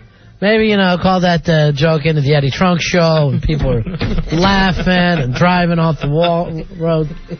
Ace Frehley's got milk coming out his nose. Yeah. Hey, Scott, you're on Run of Fez. Hey, Scott. Yeah, how you doing, guys? Go ahead, buddy. Yeah, back in '86, I was, into everything metal, right? And I was 17 years old, and I went to go see Saxon. Oh. So I jump up on the stage thinking I'm going to do a stage dive. Sure, you're an Anglo. Why not enjoy Saxon? Sure, right? So Sure it's not the fine dinner theater actor John Saxon? No, it was Biff and Saxon, the great heavy metal singer Biff. Anyway, so I get up there and do a stage dive. The crowd parts like the Red Sea. I hit the ground. You a big guy? Oh, yeah, about 6'2". Yeah. See, I don't know why big guys feel like they should do this. This happened to Billy Staples one time. He tried to dive into the crowd. They just moved out of his way. No one wanted to be part of that, catch that load. You could hurt yourself trying to catch that. Have mercy. 877-692-1027. All right, we got to take a break. We'll be right back. It is the Ron and Fez show. Ron and Fez, 1027 WNEW. We're Ron and Fez, reminding you constantly that we are live on 1027 WNEW. It's kind of nice and peaceful around here, huh, Fez? Me, I get the eerie feeling. Because not only do all the shows have off this week, so does all the management. They're completely gone. Haven't seen any of those. And sales staff, and they're painting while we're in here. Yeah. So it's like, you have to stop and ask, are we allowed in this building? Should we be in here? Seems like there's too much going on. 877-692-1027. Bernie, here's something I want to check out. This is going to be in Washington at the NRA, the National Rifle Association's Firearms Museum. I didn't even know one existed. I try to go to all the NRA events. This one actually sounds good. This is a new exhibit they're calling Real Guns of Real, R-E-E-L, Heroes. Real Guns of Real Heroes. So it's movie weapons. Now, these the actual ones? Yeah, so a lot of these are the actual guns, like, of course, Charlton Heston's having some of his guns out there. Now, does he have any famous guns? I'm trying to think. I'm trying to think if he has. Here's one that he's actually got. He's going to have the oldest one on display. And that's his own personal gun. That he bought as a child. Pistol. Yeah, it's an 1816 70 caliber rifle that he used in the film the 1955 film The Far Horizons. So he was actually using antique guns in these films? Yeah, it's the oldest gun on display at Real Guns of Real Heroes. And I guess they're going to have the Dirty Harry 44 Magnum. That's going to be there. Wow. But what's cool is it's not going to just be guns from movies. It's going to be all kinds of movie weapons. Like they're going to have Obi-Wan Kenobi and Luke Skywalker's lightsabers from Star Wars. All right, but I guess they can't be on since those weren't real. Right, yeah. I'm trying to think of what cool movie guns were there ever. Maybe the Rifleman's rifle? Yeah, that would be cool to see. Yeah. One of my favorites was, remember the movie with Antonio Banderas, Desperado? Yeah. When he had those guns that, like, came out of his coat. They, like, unfolded. Yeah, and then he had that whole guitar case full of guns. Right, yeah. And then the other cool weapon in that, remember the other guy had a vest of knives? Oh, yeah! I would love to see the knife vest. That's cool movie weapon. Weaponry. I like nice, well, I guess you got to figure Dirty Harry's gun. Right, the 44 Magnum. Yeah. Now, also on the display at Real Guns of Real Heroes is going to be the Ghostbusters proton packs. All right, now that one I don't think is real, though. So I think that they're just looking for something for the kids to throw along with this. Sure, get them in and get them to learn about guns. Hey, Mike, you're around a Fez. Hey, boys, 1018. Buddy. What? Cool movie gun is RoboCop's gun. Remember that thing? Unlimited ammo, great targeting.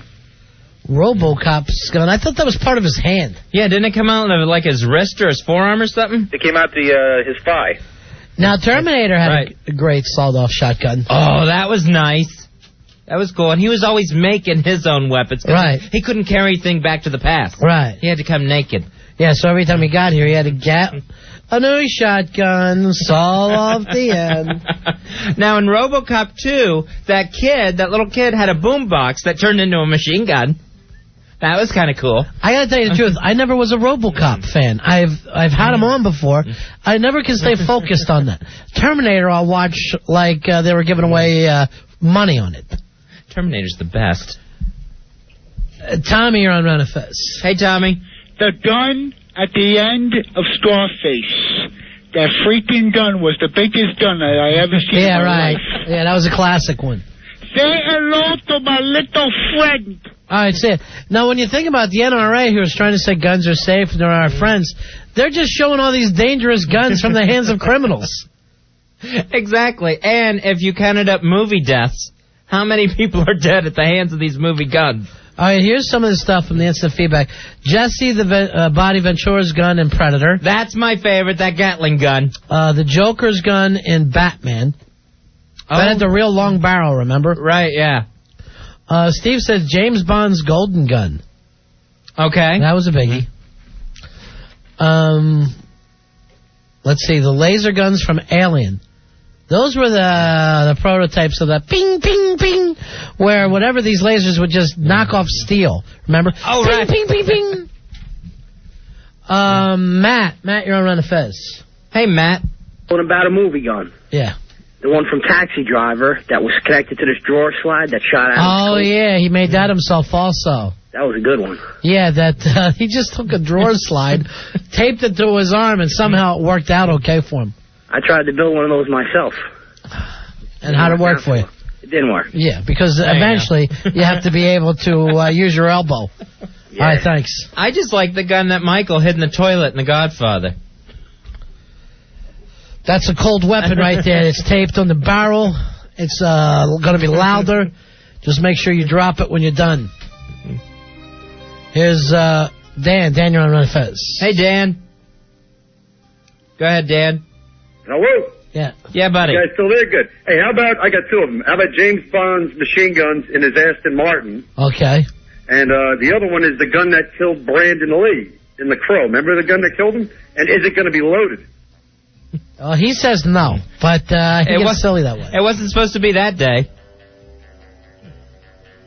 Hey, Toby, you're on Run Fez. Hey, Toby.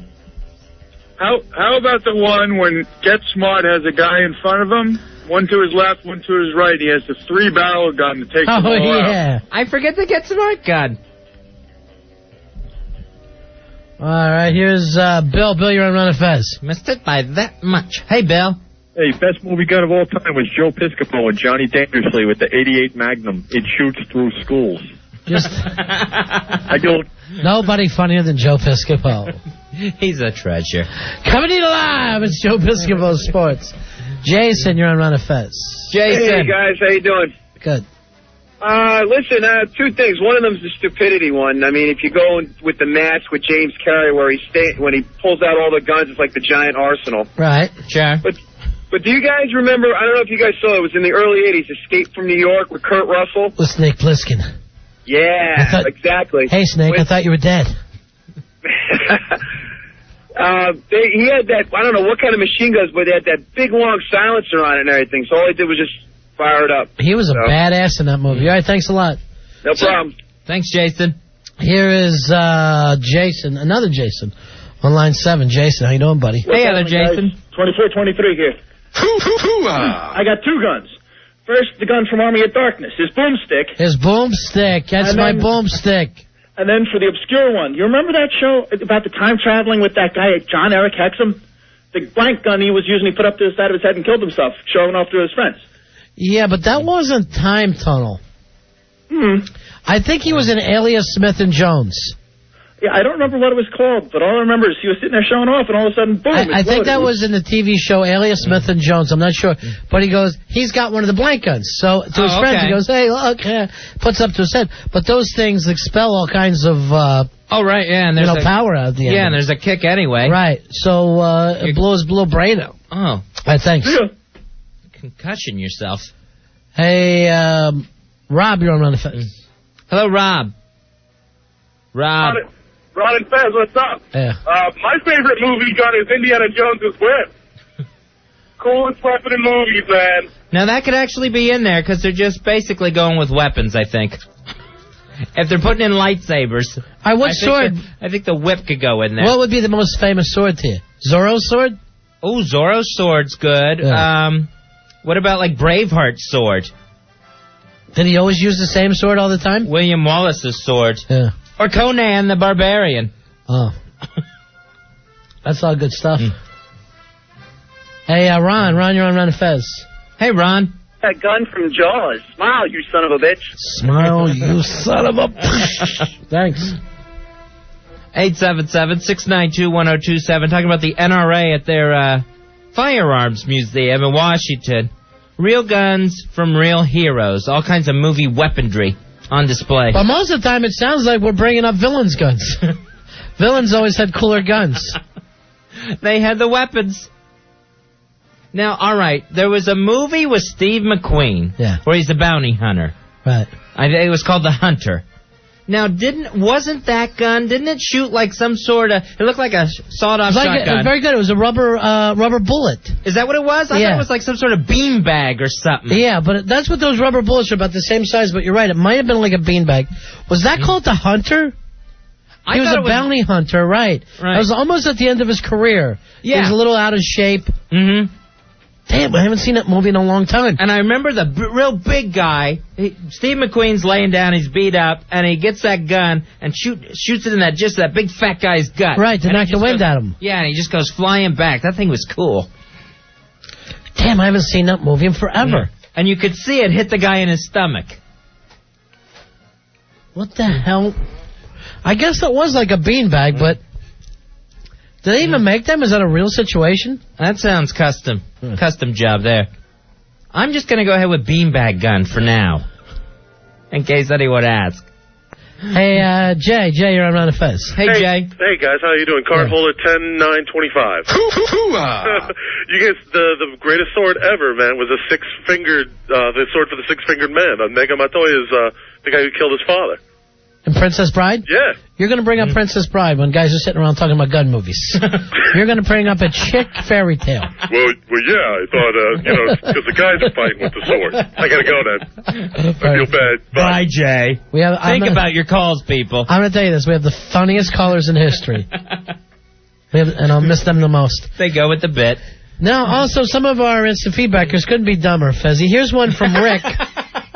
R.I.C. Says his email's the Rhinos. He says, what about the gun Reagan used to kill John Lennon? He, I guess, believes Ronald Reagan killed John Lennon. If you look at that van across from the Dakota, it claims the same thing, so... That conspiracy van that parks out there all the time. Oh, I didn't see this. What is this? What happens out there? There's some white van that every now and then it's parked across the street from the Dakota. What is that, 72nd? Yeah. It's parked on 72nd. And it has all kinds of weird writing across it. And it's like Nixon, Reagan, and Bush were all in on killing John Lennon. Really? Yeah. Those sons of bitches. And it's just the writing on this van is all rambling. Yeah. Well. But I was able to make that out. You tried doing that much ass at making sense, Fezzy. It's not easy.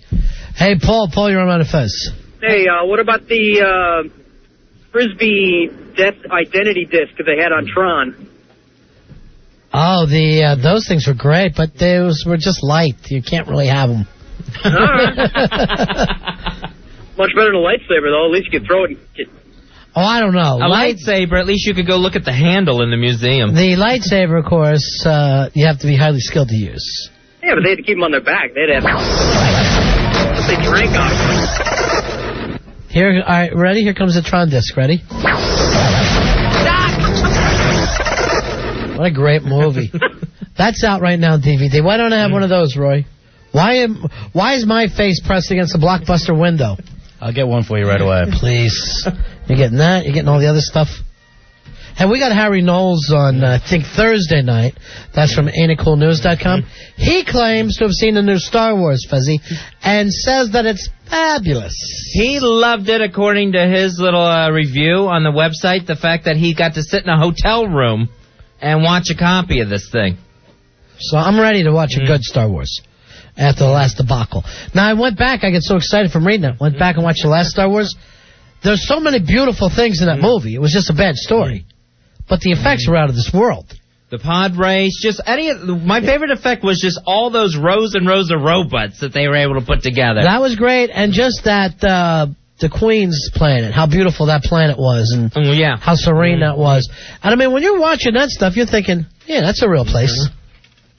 So if he can just get a story together, we'll be back in business here. To go with the scenery, he's all set.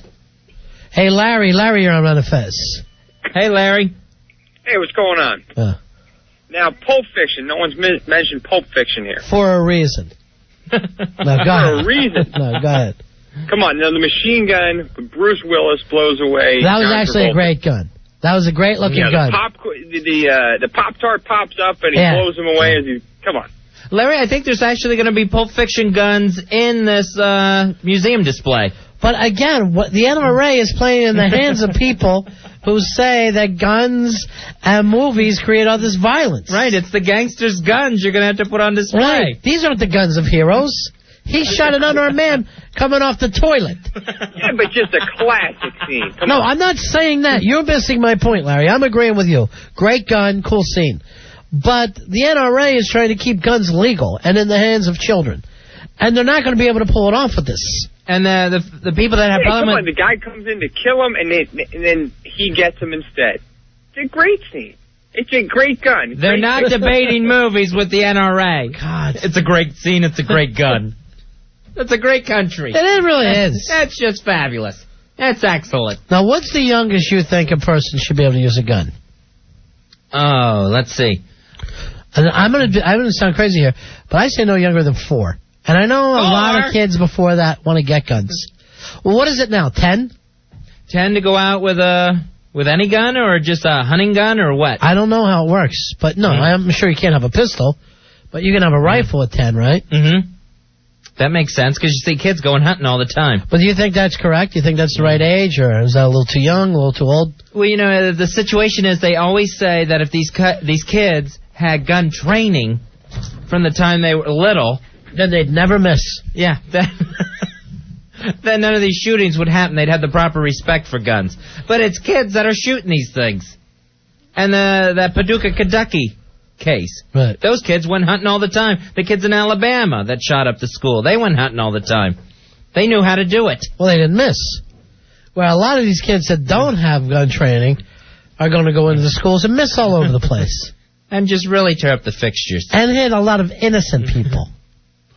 That weren't on their list. Right. Hey, Greg, you're on Run of Fez. Hey, Greg. Fine. Yeah. Hey, guys, how you doing? How about Nicolas Cage's gold-plated handgun from Face Off? No, that was a pretty gun, but I don't remember him using it much. Oh, they're pretty fat. Okay, see you. That's it. They were always carrying it in that case. How about the gun from the Mexican? They seem very interested in having that thing. That very ornate pistol. No one saw the Mexican. Well, most people, those who saw it didn't make it to the end. All right. Tuttle wrote to me, Fezzy, he's listening in Florida. He said, Ron Fez, I got my first gun when I was 9 years old. That seems a little young, though, huh? That seems real young. Here is Mike. Mike, you're on Ron Fez. Hey, Mike. Hey, what's up, Ron Fez? Yeah. What about that Gatling gun in The Jackal that Bruce Willis takes off Jack Black's hand with? That was an incredible scene. That was cool. Run. And Jack Black's ass is falling out. Bad enough you're getting killed, but your ass is falling out. Little did we know we'd all grow to love that ass crack. Yeah. Yeah, right. America fell in love with that ass crack. We didn't know how many more times we were meant to see it. Almost every movie now. 877-692-1027. Hey, Mike, you're on Run of Fez. Hey, Mike. Go ahead, buddy. What's going on, Ron and Fez? You're on the air, pal. What can we do for you? Coolest gun in a movie, From Dusk Till Dawn, the guy that had the junk gun. Do you remember that? The junk gun? Yeah, the gun where, it looked like he had just a huge junk, but it was a gun with 2 barrels on the side. Oh, yeah, by that he meant a penis gun. Remember, it was down, it was like a piece, like a cut piece, and then when you look down on him, it blew the guy's head off. All right. That was awesome. Thanks. Later. I was thinking it was made out of junk myself. Junior, you're on Ron and Fez. Hello, Junior. Hey, what's happening, guys? Hey. What can we do for you? All right, what about the gun Sylvester Stallone used in Cobra, the gun and the knife? Do you remember that knife he had with the points on the handles, like the brass knuckle knife? I can't get behind anything called Cobra. Nah, do you know the movie I'm talking about, though? Yeah, sure. I'm driving around my low rider. Thanks, guys. Ronnie, he's the cure. You're the disease, and I'm the cure. Heal thyself. 877-692-1027. Hey, George, you're on Ron and Fez. Hey, George. Hey, what's up, boys? How about the Clear and Present Danger? John Malkovich's little wooden gun there? Wasn't that made out of plastic? I'm pretty sure it was plastic. No, it was wood, and he had the bullets in the rabbit's foot. Rory's saying it's also made out of plastic, like a molding, right? Yeah, it was a molding. It was all plastic. Now, could that really happen? Can you really make one of those? Yeah, you could definitely make one of those. Why don't you then? Great. Okay. Make one for me, one for Fez. You got it. Please. I'll have one for you tomorrow. Thanks. Why not tonight? You can't make one in 2 hours? Takes a little bit to mold. Oh, The yeah, mold that's has right. to dry. Yeah, I got to heat it up. And then also invent a mold. Why weren't you standing over that kiln all night long till these are done? You know, tomorrow morning I'm getting up 7:15, sitting in an effing jury duty pool. Oh, God, that stinks. What if you go in there and just kind of fall down or something? Somebody told me you're hurt. Yeah, a lawyer said to me, if you're one of the people who go down, he goes, people show up every day and try to get out of it, and they're the ones that get banged on the most. He said, you got to act like you want to, you're just a psycho. All right, so that's the way to play it. Nice and cool, see? But he also told me it's going to take me days. Really? Yeah. Man, I had 3 days of it last time I went in. 3 days from what? Like it starts 8:30 in the morning for me. Right. And when are they going to let me go? Nah, then we got a lunch break, and I think I was out by 3. Oh, my God. I'm pretty sure I was out by 3. 2 o'clock. Then I start my job at night. All because I voted. All because I made the mistake of voting. They should have some sort of hardship thing where you had to come up with a reason why it's a hardship for you to be there. It's a hardship for me because I don't care. You're a single dad. I am. You gotta explain. A mother and father. Get your kid. A mother and father to those kids. Here's Nick. Nick, you're on Ron and Fez. Hey, Nick. I'm surprised nobody said the gun from Eraser yet. How can anybody forget the rail gun? The what gun? The rail gun. All right, do you honestly think you can get that word on the radio? No, I don't. Are you that dense? Sometimes. But seriously, I want you to think for something. You're a human being, right? Yes, sir. If you walked on a TV show, would you use that word? Probably, but they probably could delete it out anyway. But why? I mean, why can't you keep that together? I'm Jersey. What can you say? People in Jersey know the fact that there's rules to things. You wouldn't say it in church, would you? Yes, probably I would. Wow. We just want to have conversations like people. Like human people. Like human people. That's all we want. He is a bad, bad man. Well, you're sitting there saying, what the F and the S word. And we're having a fun conversation with the guy. He's not even mad at us. I understand if you're mad and said, you two F'ers. Yes, and you know what? The eraser gun was cool. I saw that movie. And we would have talked forever. But now you're not getting the satisfaction, mister. That gun stunk. Fezzi's from Jersey. They cuss a lot. What can he say? Hey, I'm not responsible for all my cursing. I'm from Jersey. I'd do it in a Jersey church if I could. Anything new in the Catholic Church? The Catholic Church, my gosh, every day you open up the papers and there's another priest in trouble. Well, they're gonna go after them all right now. It's gonna be mafia style. It's gonna be like the end of The Godfather, where they're just whacking them one after another. You know, right now I would say witch hunt, but these are actual witches. You know what I mean? This isn't people being accused. These are people that have, that have done crimes and have gotten moved around and stuff. There's another one. Let's see. They found out he was working in an Upper Manhattan church, and the diocese had him listed as not working anywhere, absent on leave, which meant he shouldn't have been working anywhere. Yeah. He had already been sent away upstate for therapy, and now it turns out he was working in a parish in Washington Heights and filling in as a teacher at the school. I'm telling you right now, the U.S. government has to go after the Catholic Church like there's no tomorrow and say, play one more effing game with us. We're not saying that all your people can't, you got to be responsible if people commit these crimes. But you cover for one more of these sons of bitch and pedophiles, and we'll shut the church down. And I'll give you a reason, Fezzi. All right. Suppose you picked up this same article in the paper. All right. And you were reading about the Moonies being pedophiles or the Scientologists being pedophiles. People would be flipping out. They honestly went into that place in Texas, killed all those kids because they thought maybe David Koresh was having sex with them. Yeah, the British Davidians. It is absolutely ridiculous. This is ridiculous that the U.S. government is not pouncing on the Catholic Church like there's no tomorrow. Two more stories today in the paper. This one, the headline collared. Yeah. About the guy I just told you about in Washington Heights. And then this one in the Bronx, sex case had parish up in alms. So that's at St. Benedict's Church in the Bronx. Something going on there. They found out that a guy that had been working at their church, a priest they had there, had been moved around and around again. And that parish said, hey, if he's there, we're not bringing our offerings on Sunday. Now, what is the government afraid of the Catholic Church because there's so many Catholics? I don't know if it's that, or is it really that gray of an area between church and state? I'll tell you this. You start to molest children, and I say we send a goddamn army in, and we kick in the doors of these churches, because we're not setting up a network of pedophiles in this country. It's ridiculous. Now, this from the WNEW news site. The Manhattan District Attorney, he's urging Cardinal Edward Egan to report all child molestation cases. Now, this is amid allegations that when he was the bishop in Connecticut at Bridgeport, that he allowed priests facing such accusations to continue working. So now they find that out, and now they're really pressing him. But, I mean, how far do you press the cardinal? I say take it all the way up. And you start to say to yourself, do we need these things in the country anymore?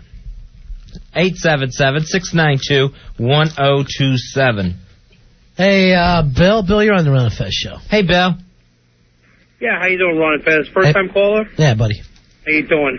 I'm calling. I tried to call again yesterday when you were talking about this. My daughter was sexually molested by a neighbor down the block, 9-year-old girl, and the system just doesn't do anything about it. They just push these people through the system as quick as they possibly can. They're not really concerned about anybody else but getting these people through the system.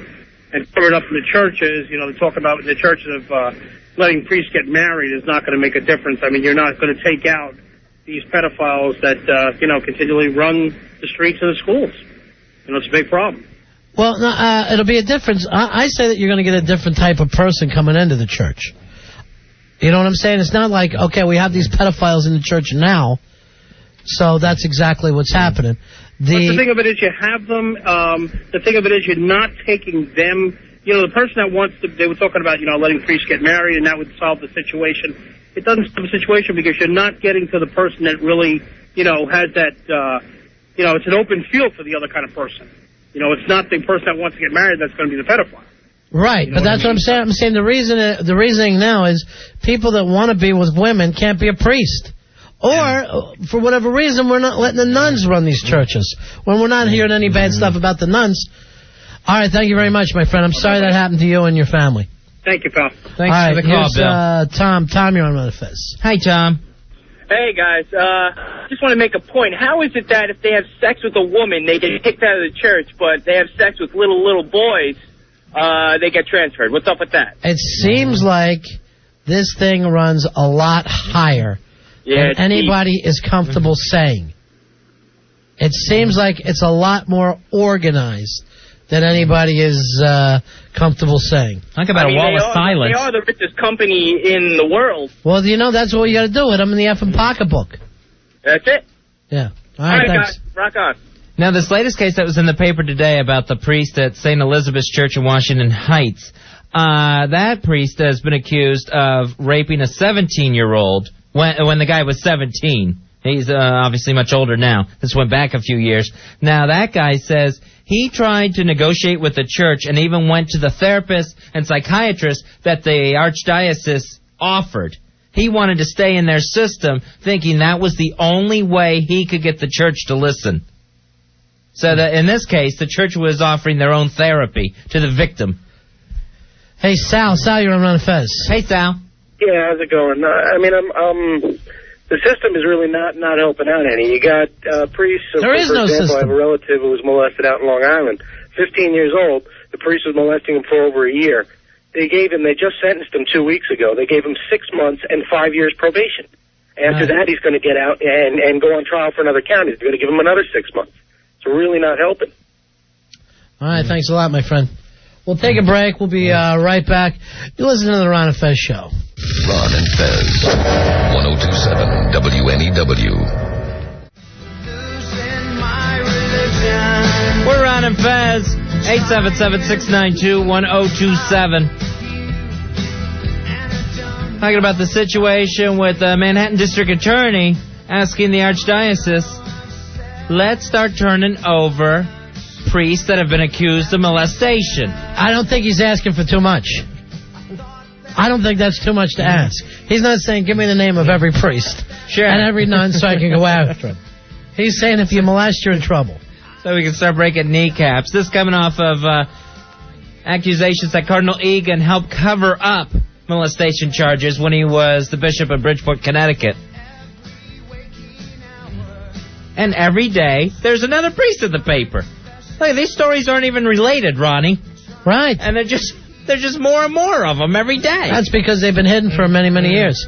Hey, Brian. Brian, you're on Ron and Fez. Hey, Brian. Yeah. Hey, buddy, what can we do for you? First-time listener over here, okay? Thank you. I have a question for you. All right. I understand. I hear what you're saying about, the cardinal covering up these cases of child molestation. I'm completely against it. I'm a Catholic man myself. Uh-huh. All right? I'm not, all gung-ho about it, but I do attend church. I try to, do whatever I have to do as a good Catholic, all right? What I don't like is the fact that, it's giving the Catholics a bad name. And you guys are killing us, All right, it happens. All right, prosecute these people and don't cover it up. I agree 100%. Brian, you know why they're not being prosecuted, right? Is because they're being covered up by the organization of the Catholic Church. What are you talking about? In the Vatican?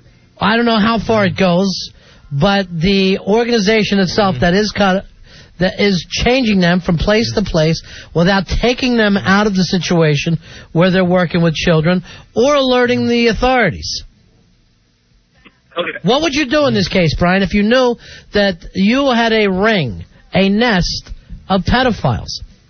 Okay, I understand. All right, okay. Tell us what to do, Brian. What to do? Yeah. I say put them in the dumpster. Mr. Good Catholic, okay? I'm sorry. All right, so, pretend you're in a church right now, same kind of language. All right, but Brian, what do you do about the organization itself that is protecting these people? Because I'm telling you right now, the mafia didn't put up with child molesters. I agree. Child molesters have serious issues, deep-seated issues, and they should be punished. But, the bad actions and the bad choices of a few shouldn't reflect on an entire organization. Unless that organization is hiding those people, right? That's the point where we're at right now. And, Brian, I understand you're a Catholic and you want to be a homer. I understand the whole thing. I'm a Catholic myself. But here's the situation. If this was another church, if this was the Reverend Moon's people, if it was Scientology, people would be saying, get them out of America, right? Right. And you would be part of it. And yet, because it's your religion, you're saying, let's not blame some of it on everybody. When it's the organization themselves, people at the very top of this, hiding these people. With the way it worked with this St. Elizabeth priest that's now been accused, he was relieved of duties as soon as this charges came forward of raping this 17-year-old boy. He was then sent away upstate to a facility to get therapy, and then was finally placed at St. Elizabeth's. They gave him a place to live there at the rectory, where he ended up preaching and teaching again. Okay. Now, Brian, you're saying this is giving the church a bad name? I'm telling you right now the church has got a bad name, and they got to straighten it out. They've got to clean this up. I hear you. And it's the same reason... Go ahead, I'm sorry, I'm losing you. All right, I'm sorry, my friend, we're losing you there. With the school system, you see this, and that guy is immediately out the door when this happens. Are they? I don't know. Public school system. I don't know. Hey, Scott, you're on Ron and Fez. Hey, how's it going, guys? Yeah. Hey, Scott. Yeah, I'm a school teacher out on Long Island, and, I'm not a Catholic or a priest or anything like that, but it's another situation where anybody in any position that does stuff like this brings a lot of heat on people that deal with children. It's really a bad situation, because now, as a school teacher, I can't even look at a kid funny without people wondering if I'm doing something. You can't even leer at a kid, can you? All right, now let's That's awful. A man, what's the youngest a man should be able to teach? Because a man should not be a kindergarten. A man shouldn't be a kindergarten teacher. It's just weird. Well, some people... I mean, what is a man going to be doing with first graders, second graders? See, other than just leering, like you said. Well, no, don't get me wrong. I got no problem with men teaching gym. I think that's fine. Yes, they should come in and teach the kids kickball, and then they should leave. Well, I think a lot of the time men do work better with the older grades, at least fourth and fifth. But, there are some guys that... Yeah, I'd go even a little higher. I'd say middle school. And they get a bad rap simply because everybody's afraid that they're going to touch their kids in the wrong way. Men should teach drivers that, I agree. Yeah. And they should coach.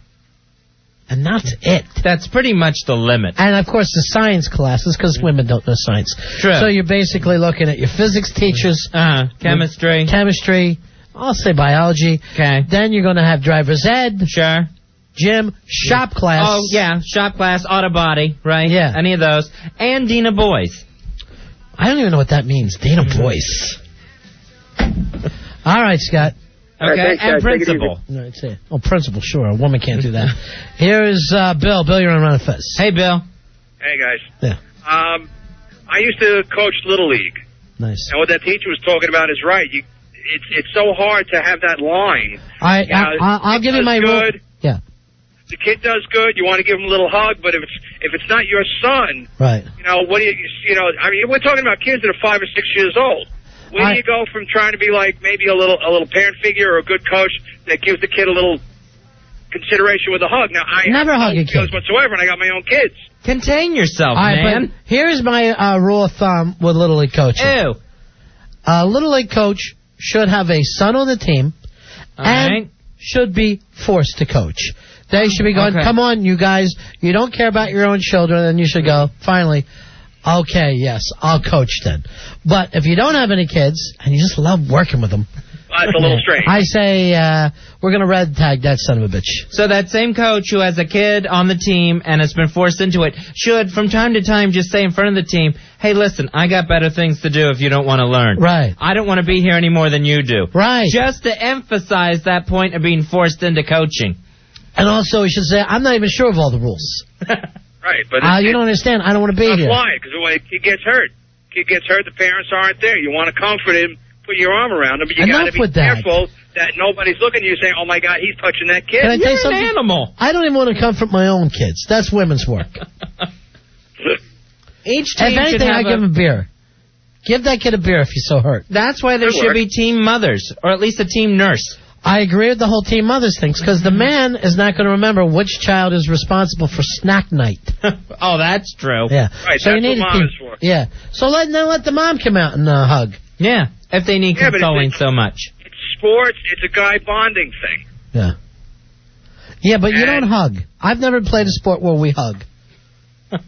Hey, you ever see football players pat each other on the butt on the way out onto the field? All right, you're trying to justify the fact that you want to pat children's butts and hug them. You're looking for us to say, Bill, it's okay, you got carte blanche. Touch away. There's never a situation. Kid puncher. You're not going to get it here, Bill. You're not going to get the A-OK to start slapping fannies. At no case. No point. I don't care whether he's hurt or he hits a home run. You just go, way to go, buddy. I know. You want to touch the kid in joy and in pain. In the thrill of victory and the agony of the ass. You boys are bad, man. Yeah. You boys are terrible. You're looking for any excuse to touch a kid. Thank you, my friend. All right, guys. Jeez. Bill, I hope we stopped him in time. You wonder why there's so many Catholics out there. 877-692-1027. Greg, you're on Manifest. Hello, Greg. Hi. Hey, guys. Yeah, ever since 9/11, I was thinking about joining the church with my family. You know, I never was real religious, but now I'm having second thought. Here's what I do for my children, and I think it helps a lot. When they were little, I would just say to them, when you die, that's it. There's nothing else. It's just pure blackness. Well, the way I'm seeing it now, I'm thinking I'm going to at least find a church with a good-looking priest, so that if they do get something on with my son, at least they're with a hot priest, you know? See, now you're making me uncomfortable. Everyone wants you and your kid. Yeah, right. That fat little kid couldn't get raped at Oz. Again, going to church, you can follow Ronnie's rules for coaching. Yeah. Have a kid. Right. That's where you're going. Yeah. And be forced into it. Be guilted into it. Yes. Same as if you're a Boy Scout guy. Why would a man who doesn't have children want to put on that hat and those shorts? And just run around in a neckerchief. You know, as a matter of fact, and suppose your kid says, comes to you and says, I want to be a Boy Scout. Go, why don't you just tell me you want to sip a D? Because that's basically what you're going to end up doing. I could get you a tutu instead. Instead of sending you out there to earn your merit badge. Yeah. Freaks. Hey, Matt, you're on Irana Fez. Hello, Matt. Matt? Hey, yeah, what's up? Go ahead, I read a story about a priest in the New York area who supposedly was like the expert on self-pleasure. Sure. Where, like, any kid that would go in, they would confess to their priest, and they would be referred to this other guy. Yeah. And the kid would go into the booth, and he would have to tell this guy, you know, what he'd been doing and confess. First of all, that kid... Now, I'm not going to defend priests, but that kid's telling that story. He's asking for it. That kid... Well, I mean, it's a sin. You're supposed to confess. We're going to have to send you to a batch specialist? Well, I mean, I'm thinking this guy's over in the other booth cranking one, you know, while he's listening to the story. Right. He's gonna make that little window. That's what I'm saying. They're all working together. He's going to use that little window for like a glory hole. I don't know. No, you don't know, Matt. You said that you thought enough to come up with the term glory hole. Well, come on. Seriously. Are people wanting to add to this conversation or just throw out their own sick fantasies at us under the guise of common debate? And at that point, I figure I'd give the kid a hug and try to unloosen his jockstrap. I always had this idea that maybe a confessional would be, you know, like a glory hole. If there was a priest or something. Jeez! And maybe then he sticks himself through said glory hole. I'm Fez and I are trying to do That's why this political debate show will never be on CNN. Right. We're stuck here. We're stuck here for the time being. So one day it'll just be me and you on a corner with a bottle of wine and weirdos walking by. And we'll talk to them. Yes. They'll be talking into our bottle of wine like it's a microphone. By the way, everyone, this is a tape show. Don't call. Please do not call tonight. This show is taped. Let's see how many people hang up while we're doing that. Damn. I sat on here for an hour. Hey, that's funny. We could do that to one of the other shows, like when Don Mike's out of town. Just have today's show's taped. Do not call. Playing it only here in New York. They'll be thinking, damn, we never get any New York calls. What is it with New York? Bastards. Hey, Brian, you're on the Fez. Hello, Brian. Hello? Yeah. What if you're a priest and Britney Spears is in your congregation and she needs some guidance? All right, now, you know what? You come up with a strange one. You ever hear of a priest touching a girl? Never. What the problem there? You don't hear a priest touching a girl. I'll tell you why, because the girls are with the nuns. And the nuns can be trusted. Yeah, and you don't hear of a nun touching a girl. You don't hear of a nun touching a boy. It's priest and boy. If you look at all the components you need for molestation, it's priest and boy that keep coming up to the top. Hey, Daryl. Daryl, you're on Ron and Fez. Hello, Daryl. Double D. We're on. So, right, there you go. He thinks this show's on tape. Yeah, I know. Hey, Tom. Tom, you're on Ron and Fez. Hello, Tom. Go ahead, buddy. Thomas. All right, I got a question for you. When was it that the Pope stopped being able to get married? I guess that was back in the Middle Ages sometime. Why did they stop when they had a good thing going on there? Here's what the situation was, from the way I heard it. Because people were tired of the priest's wife getting involved in everything. All they've ever wanted to do is take power away from the women in that Catholic church. All right, well, you know what? They didn't stop having nieces and nephews after that, and we know they weren't their nieces and nephews. You know, I'm not going to sit around here and gossip like a couple old Italian women. Did you see the Pope's nephew stop by? You know what? Here's the thing. We tried to have a serious topic. We can't. We're going to move on. All right, Fez? Yeah. We learned a lesson. Now we're done. Thank you. You ruined it for everyone, callers. Hope you're happy. Said glory hole there, Fezzy, is where it all takes place. You know it as a confessional, where the Pope's nieces and quote-unquote nephews show up. And or nephew. Blood relations, so to speak. If you get my drift.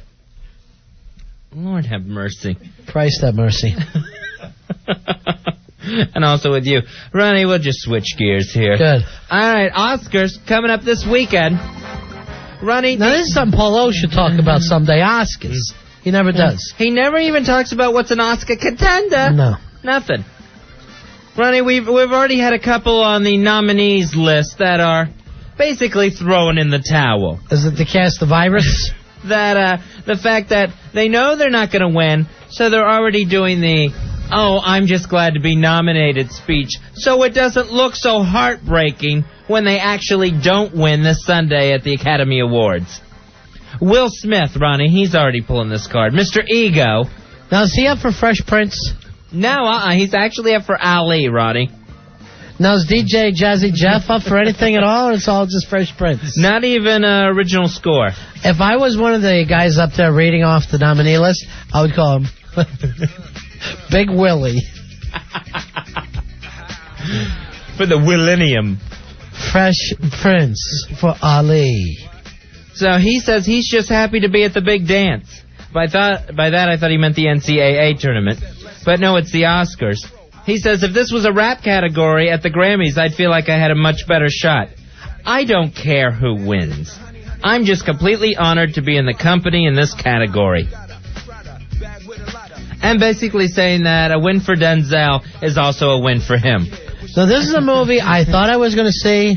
Not only have I not seen it, I don't know one person who's seen it. This thing did nothing at the box office. This Ali. Nobody I know has seen the movie.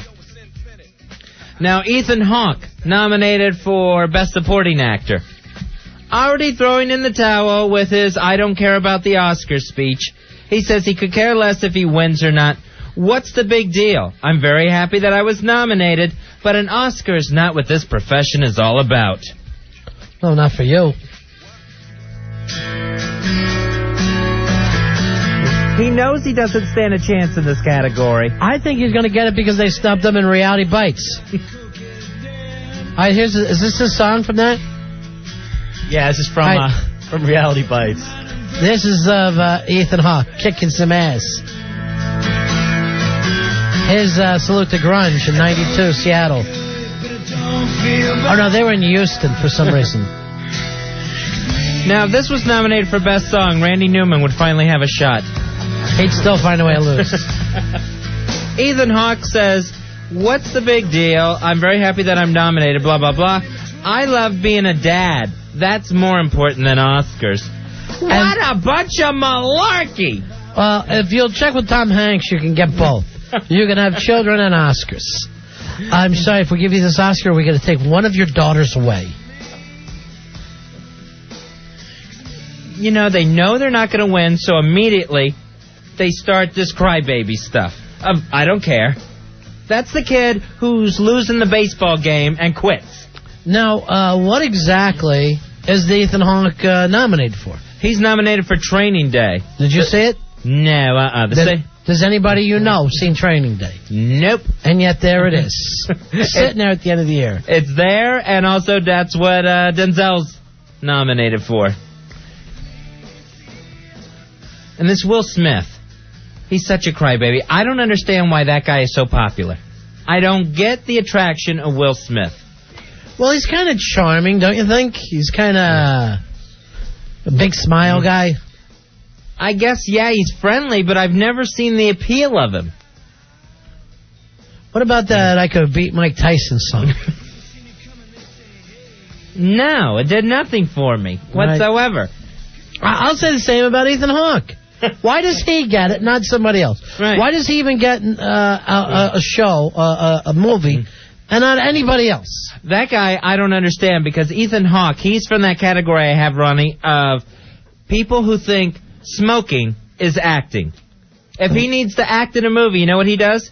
He lights up a cigarette and he looks all sleepy. That's him and Winona Ryder together in that movie. Uh-huh. They just smoked all over each other. He does it in every film. He'll just light up a cigarette and that's his character. They should sing "You Light Up My Smoke." You know what? Rather than Ethan Hawke getting big, I'd rather see Hawke get big. Our Hawke. Hawke would be better in these movies than Ethan Hawke. I'll tell you this, I would go see any movie that Hawke was in. You know what? When we come back from the next break, let's have Hawke to the announcer again. All right, yes, it rules. Why Joe Pooh's on his extended vacation. His very extended leave of absence. 877-692-1027. Roy, do you miss him at all? Who? Yeah. Good. Right. You said, yeah, I could have said you could go join him. But actually, have you noticed this? Rory's getting his work done now. Yeah? He's the old Rory. Rory is back. Now that he's got his drinking buddy out of the way. Oh, that's right. We're missing another drinking buddy tonight, too, aren't we? Who's that? That's the pink elephant that nobody brings up. That's the elephant in the living room that nobody notices. 877-692-1027. All right, now you were talking about people you can't understand why they're big. Right. I'm going to say the same thing about that damn Hulk Hogan. Oh, my gosh. Where does that popularity come from? Did you TiVo the wrestling last night? I tried to TiVo it, and it recorded something else for me. It recorded Witchblade. I kid you not, Fezzy. They stood there and applauded for this guy 5 straight minutes. You gotta be kidding me. Mm-mm. The guy has no moves. He's 50 years old. He is 50. He's more over than over. And they love him, and they couldn't wait to see him and get him back. Not only that, they've turned on Rocky and Rocky sucks chants for no apparent reason. Just because they can only have one hero at a time. In their hearts. Yeah. That's something they didn't bargain on. So I think Stone Cold's just going to lay back and wait until everybody's annoyed with Hulk and then come running in. Sure. Let everyone's heat settle down. All right, I'll throw this out. Jay Leno. I have no idea why that man is so effing popular. That show stinks. And he is unfunny, and in 10 years he hasn't gotten one bit better. I can't fight that one. I actually believe that he was a good stand-up at one time, but I can't say that anymore. I can't understand why that show is so popular, why that man is so popular that he beats David Letterman night after night. I'll tell you another thing that strikes me as why so popular. And I don't blame the people for this. I blame the audience. But why are we looking at Creed as the #1 rock band in America? Why is everybody's arms so wide open for this band? What am I missing, Fez? I have no idea what the appeal of Creed is. Honestly, to me, it looks like a bad movie, and you've got a fake rock band in there trying to do all the rock cliches. And this prissy, pretentious lead singer, this Scott Staff infection, whatever he's called. Just Staff. Just Scott Staff. Oh, all right. There's no infection. That's his punk name. And I remember with the T-shirt ads we had on this station. I'm doing my part. There's nothing, when I sit down with my muse and start to write another brilliant rock song, it's fabulous. Why so gloomy? Why so gloomy? Because I have the weight of the world on my shoulders. I feel more than most people. And why shaving the chest into a perfect square so you can perform shirtless? The chest hair is in a perfect square. I do that for my many fans. When anyone talks about their fans, like I have, I've saved a lot of people's lives. I've heard them tell that thing. A lot of people come up to me and said, your songs have saved my life, and that makes me feel good. I hate that. You know, it's not the gold records, it's the Grammys. It's the fact that I'm out there saving people's lives. Thank you, Scott. Changing their lives through my own feelings and music. Your shoulder hair is coming in. You may need another trim. I'm a very important person, and I'm glad I can be here for you. Scott from Creed. Thanks for coming out and seeing Creed. Eventually it'll be Scott Staff at Creed. First of all, no rock star's name should be Scott. Thank you very much. I'd like to thank Pearl Jam for hitting the wall and leaving an opening for us to get running through. Hey, Adam, you're on Ron and Fez. Hey, just leave Scott Whalen alone, all right? Yeah, there you go. Hey, why is Ray Romano so funny? Everybody hates Raymond. That show sucks. And yet it's the most popular sitcom out there right now. Sure. Yeah. He seems to have no delivery to me. He's like my annoying uncle. I just want to punch him in the effing head. I hate him. And he's got that whole Kermit the Frog thing going on. I agree with you. It sounds like Hawk doing the intro. Hawk should be Everybody Loves Hawk. Come see Life in Manhattan. Hawk's from Queens. That seems to be the big thing. Be from Queens, get your own show. Why Ray Romano so popular, not the Hawk? This is Scott Staff from Creed. I'd just like to say, not everybody loves Raymond. Some people think, should be everybody loves Creed. I just want to say that everybody's lives I've saved through my music. You're very, very welcome. And I'm sure if Jesus was here, he'd be writing the same kinds of songs as Creed. I think that's it. I think Scott thinks he's Jesus. He does think he's Jesus. He's always in a crucifix pose. Right. Always. And why is all of a sudden asteroids are hitting him? Like that's being spit from heaven. The gods are trying to destroy him. I just want to thank, I wrote this song for my son, my very special son, who I also think has been blessed with my sperm. All right, another one. I'm Scott the rock star. Another one.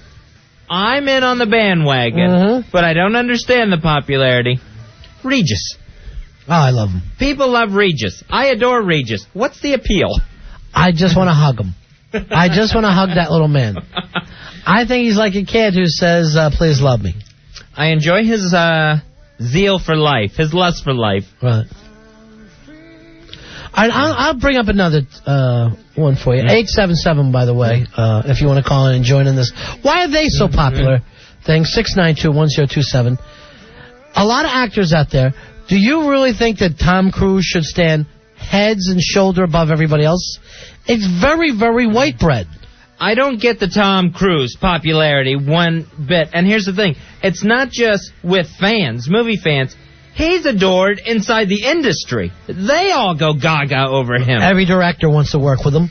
And I don't see what it is. To me, I don't go see Tom Cruise movies because I don't care for them. To me... Oh, Mission Impossible 2 was fantastic. Didn't say it. Great. He's always Tom Cruise. Yeah. I never believe he's any character. Even when he was Ron Kovic in the wheelchair, I didn't believe... I got Tom Cruise in a big fake mustache and in a wheelchair. It's kind of like Top Gun was in a wheelchair, is what you're saying. Right. He always looks like that guy, that same Tom Cruise guy. It's just that there's Tom Cruise in a fighter jet. There's Tom Cruise in a wheelchair. And they line up the same Fez. There's Tom Cruise as a lawyer. People love Tom Cruise. There he is as a Navy lawyer. And you know what? Every movie, he starts off being this guy who only cares about himself. And then he gets some heart. Yeah. It takes the heartbreak and the love of a good woman, but he'll turn it around. Yeah, he always manages. This is Scott Staff from Creed. I just want to say I'm a big, big fan of Tom Cruise. Thank you, Scott Staff. I consider Tom Cruise the Creed of the movie industry. And if he ever wants to get it on, my arms are wide open. The Creed of the music industry. The Yankees are the Creed's baseball right now. Tom Cruise can do no wrong for the people in Hollywood. Tom Cruise is not loved just by Hollywood, Fezzy. Name a country he's not loved by. And then remember he went on that thing where he kept saving lives? Oh, yeah. Throughout Europe. He's a hero, like myself and all the other guys in Creed. And the 2 other guys in Creed. No one ever called you a hero, Scott. I just want to say to all the people who decided that my music turned them around, you're welcome. And I'll be on tour this summer. Stadiums. Scott Staff with Creed. Backed up by Creed. It's going to be like Diana Ross and the Supremes soon. Andrew, you're on Run of Fez. Hey, 3503, Carson. Hooah! Hooah! What at? You notice there's no Lutheran priests being accused of any of these crimes? Well, there's no Lutheran priest, are there, Fez? No, there's pastors. Yeah. Yeah, well. And they're allowed to marry. And molest. And molest their own. They molest their own, and that's the better way. But going back to the point, Freddie Prinze Jr., that guy's a complete dweeb. First of all, his dad shot himself in the head when he saw what he brought into the world. And girls love him like there's no tomorrow. Girls love him. Not just Creed, not that, but Creed loves him. God, Creed. And he will get movie after movie. It doesn't matter how bad they tank. Have you seen the previews for that Scooby-Doo piece of nothing? But Fez has come up with a point. It's not like people even show up in his movies. I don't know what his deal with the devil is. They're never hits. Well, I don't know, but give me one of those deals. Give me one. And he gets to make 10 movies a year. Now, I don't understand how to tell apart an attractive man from an unattractive man. But I don't think, with some guys you can tell, like Brad Pitt, okay. Yeah. I get it. Gorgeous. This Freddie Prinze Jr., he's attractive? People find Freddie Prinze attractive, yes. To me, he looks average. He doesn't look like that little Leo. Leo, gorgeous. Yeah, I get it. The Rob Lowe thing I was unable to understand. But this Freddie Prinze? No. To me, he looks like that guy from Friends, Ross. Ew. Ross is ugly. I'll tell you that one. I'll tell you he's attractive, Creed. Yeah, Scott, you're beautiful. Scott Staff, you're just beautiful. And things didn't work out in my marriage. It hurt really bad, but I just have my son I'm taking care of now. I have a relationship right now with 50,000 fans every night. And I try to give them everything I have. Oh, God bless you. You're doing the Lord's work, Scott. Thanks. Well, it's only because he's gone. Creed's going to carry on. God on earth. Creed. Creed. With arms wide open. When I wrote this one, I was thinking of my own unborn baby. I didn't want to have the problems I had. Oh, what were your problems? I was in Creed. Oh, yeah, I forgot. One time I had a throat polyp. That's rough. I'm telling you. Anyway, we're Creed. We'll be right back. It's 877-692-1027. It's the Ron Fez Show. Wide open. Ha ha ha ha. Oh hell. Here's my chest, baby. I'll love everything. Oh yeah. Ron and Fez. 1027 WNEW. NEW. Hello. No, it's me. Broadcasting live from beautiful Midtown Manhattan, where on a clear night you can almost see all 6,500 windows of the Empire State Building. It's the Ron and Fez Show, and I'm your announcer, Hawk. Now let's introduce your hosts, the guys who wanted to buy the Empire State Building just so they could throw pennies off the top of it. Here they are, Ron Bennington, Fez Whatley, radio's real estate barons.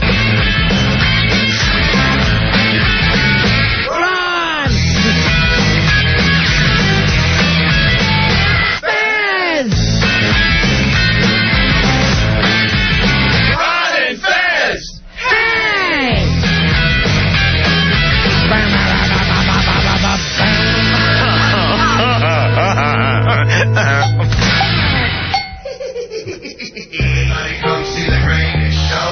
Gather up all your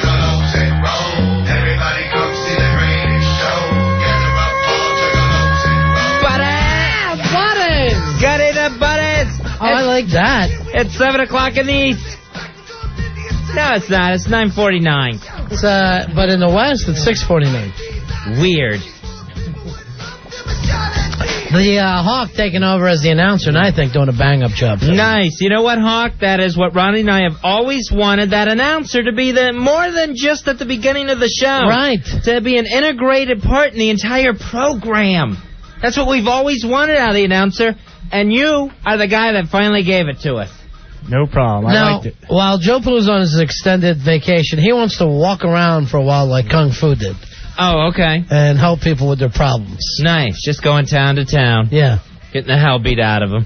Hawk will be filling in there and doing a hell of a job. Doing a great job as the announcer. Thank you, Hawk.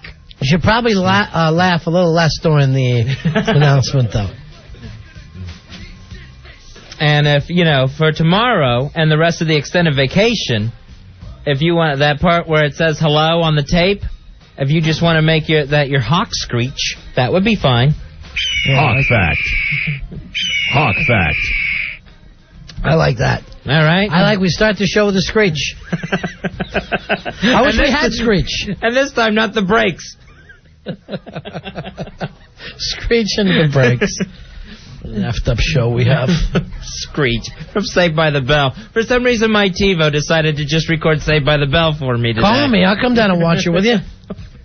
That was on my playlist. The fabulous Dustin Diamond.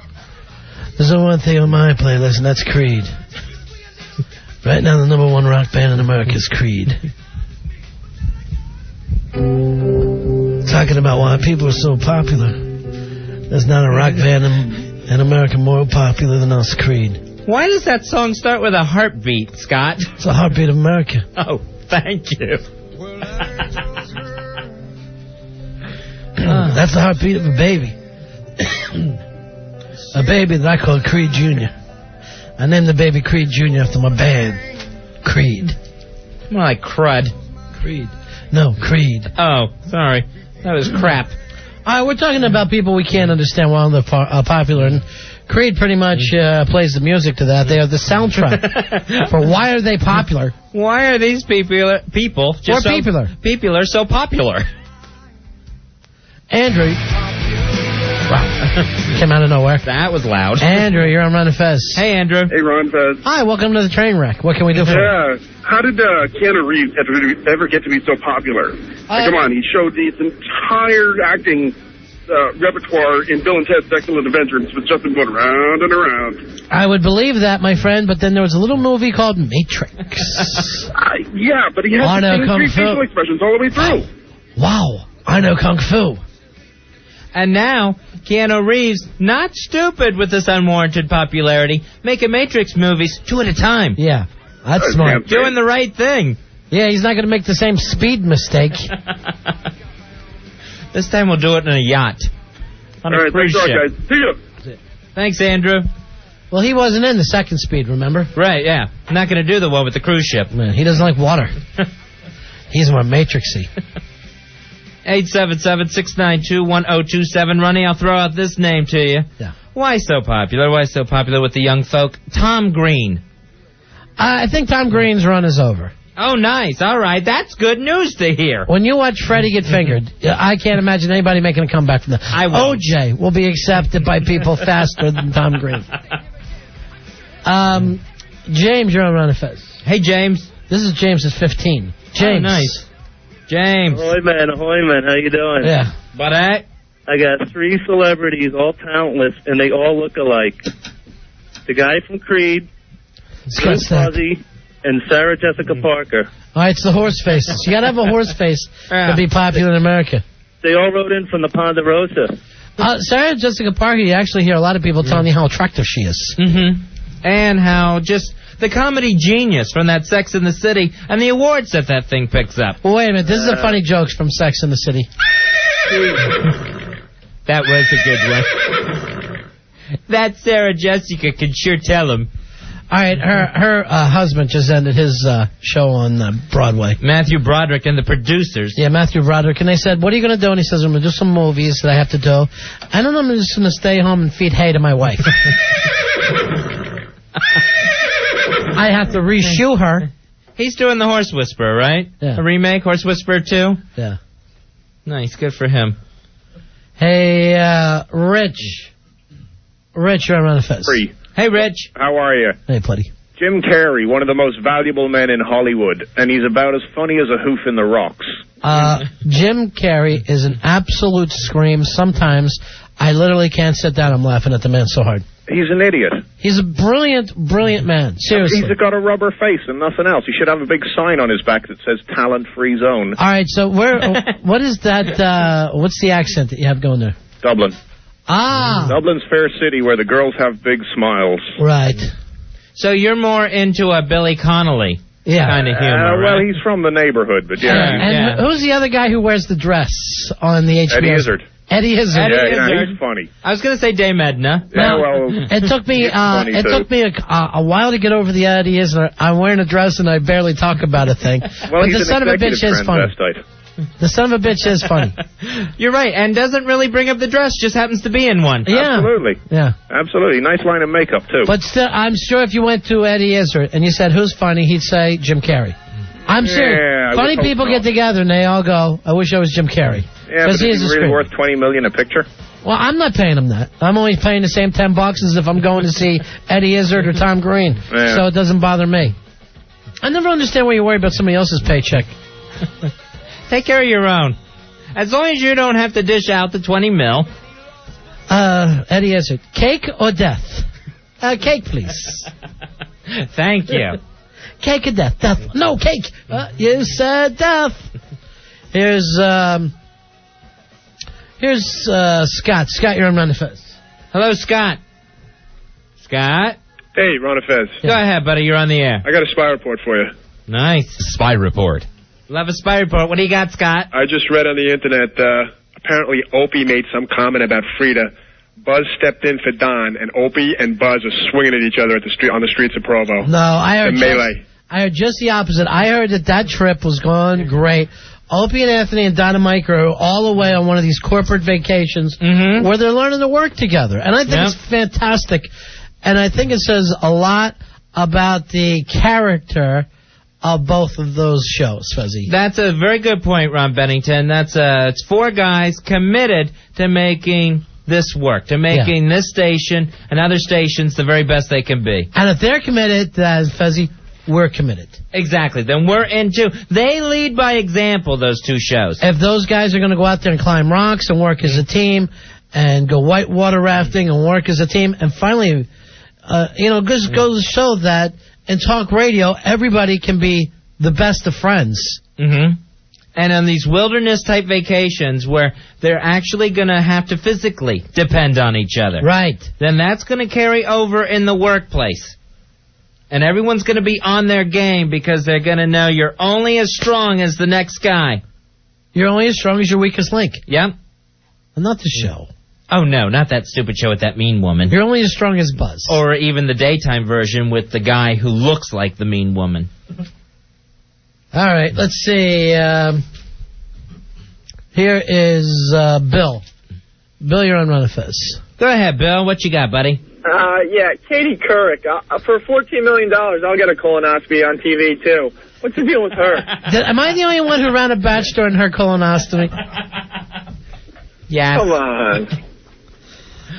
I don't know why her instead of anyone else. They all seem nice. It's not like she's nicer than anyone, Fez. They're all pretty much the same. Here is Tammy. We're talking about people. Why are they so popular? Hey, Tammy, go ahead. You're on the air. Hi. I want to know why people love Dom DeLuise so much. They love to hug him. They love to watch What year him is eat. this? Who loves Dom DeLuise still? Every time he's on a commercial or on Rosie O'Donnell, people go crazy for this man. I've been at a book signing with him where there were thousands of people who wanted to watch him spit water. What year? Last year. Really? Yes. For one of his Eat This books. I wanted to tell him what he could do with his book. I haven't seen Dom DeLuise since Cannonball Run 2. My favorite joke, Dom DeLuise, is cake of death. Cake, please. Cake of death. Death. No cake. Oh, not you said death. Thank you very much. I'm glad to hear he's doing well. I didn't know they were still living. The big question is, why are they so popular? Rob, you're on Ron and Fez. Hey, Ron and Fez, what's up? Hey, Rob. I'm glad you guys are talking about Creed, because, man, I despise them. See, the way I figure it is, all right, besides the singer being an Eddie Vedder clone, and besides, I call them the Journey of Grunge. Thank you very much. Yeah, they're a girly band. Thank you. He kind of looks like he looks like the puss that he is, and he writes these childish lyrics that probably would have been deep in the 80s, but after Metallica and Rage Against the Machine and bands that said something, they're kind of childish now, you know? Thank you. And basically, you know what they are, man? It's all that corporate payola crap. They realize that it's nice, safe, you know, and they'll have it played like 900 times on the radio during the day. You can't escape it. I appreciate you saying it. These aren't compliments, Scott. We're Creed, and we like to consider ourselves the journey of the 90s. That's a criticism. We're taking a different journey, though, off the rock star path. And now I'm going to start taking my shirt off during the show, or at least leaving it wide open like my arms. Great. We're so excited. We're so thrilled. You're doing a lot with that open shirt, Scott. Thank you very much. And if my music saved your life in any way, you're welcome. No, really didn't even make an impact on mine. Thank you, though. This is our new song. It's called Cake or Death. We hope you like it. I'll give you a little hint here. Choose cake. Thanks for the more great advice, Scott. It's tastier than death. Scott Staff from Creed. I'm a singer wide open. My heart's wide open, my arms. That shirt, yes. We understand. Here's another one that sold 10 million. We're a little disappointed this other song only sold 6 million. I won't even sing it anymore. You must be disgusted by it. You think he says before the show when they're all standing around holding hands, you know, before doing that prayer, let's just give them the platinum, shall we, boys? Let's give them a platinum Creed show.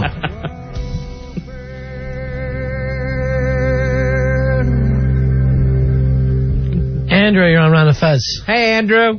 Hey, guys, I have a spy report. Oh, good. Nice. Spy report. Yeah, Creed is Mike Piazza's favorite band. That makes him Eddie Trunk's favorite band. Cool. Yeah, Bon Jovi fan from day one. Bon Jovi fan since day one. Bon Jovi fan since day one. Say goodbye. I only wish we wrote this one. Man, this is a song Creed ought to cover. This isn't even your song, Scott Staff. Knock it off.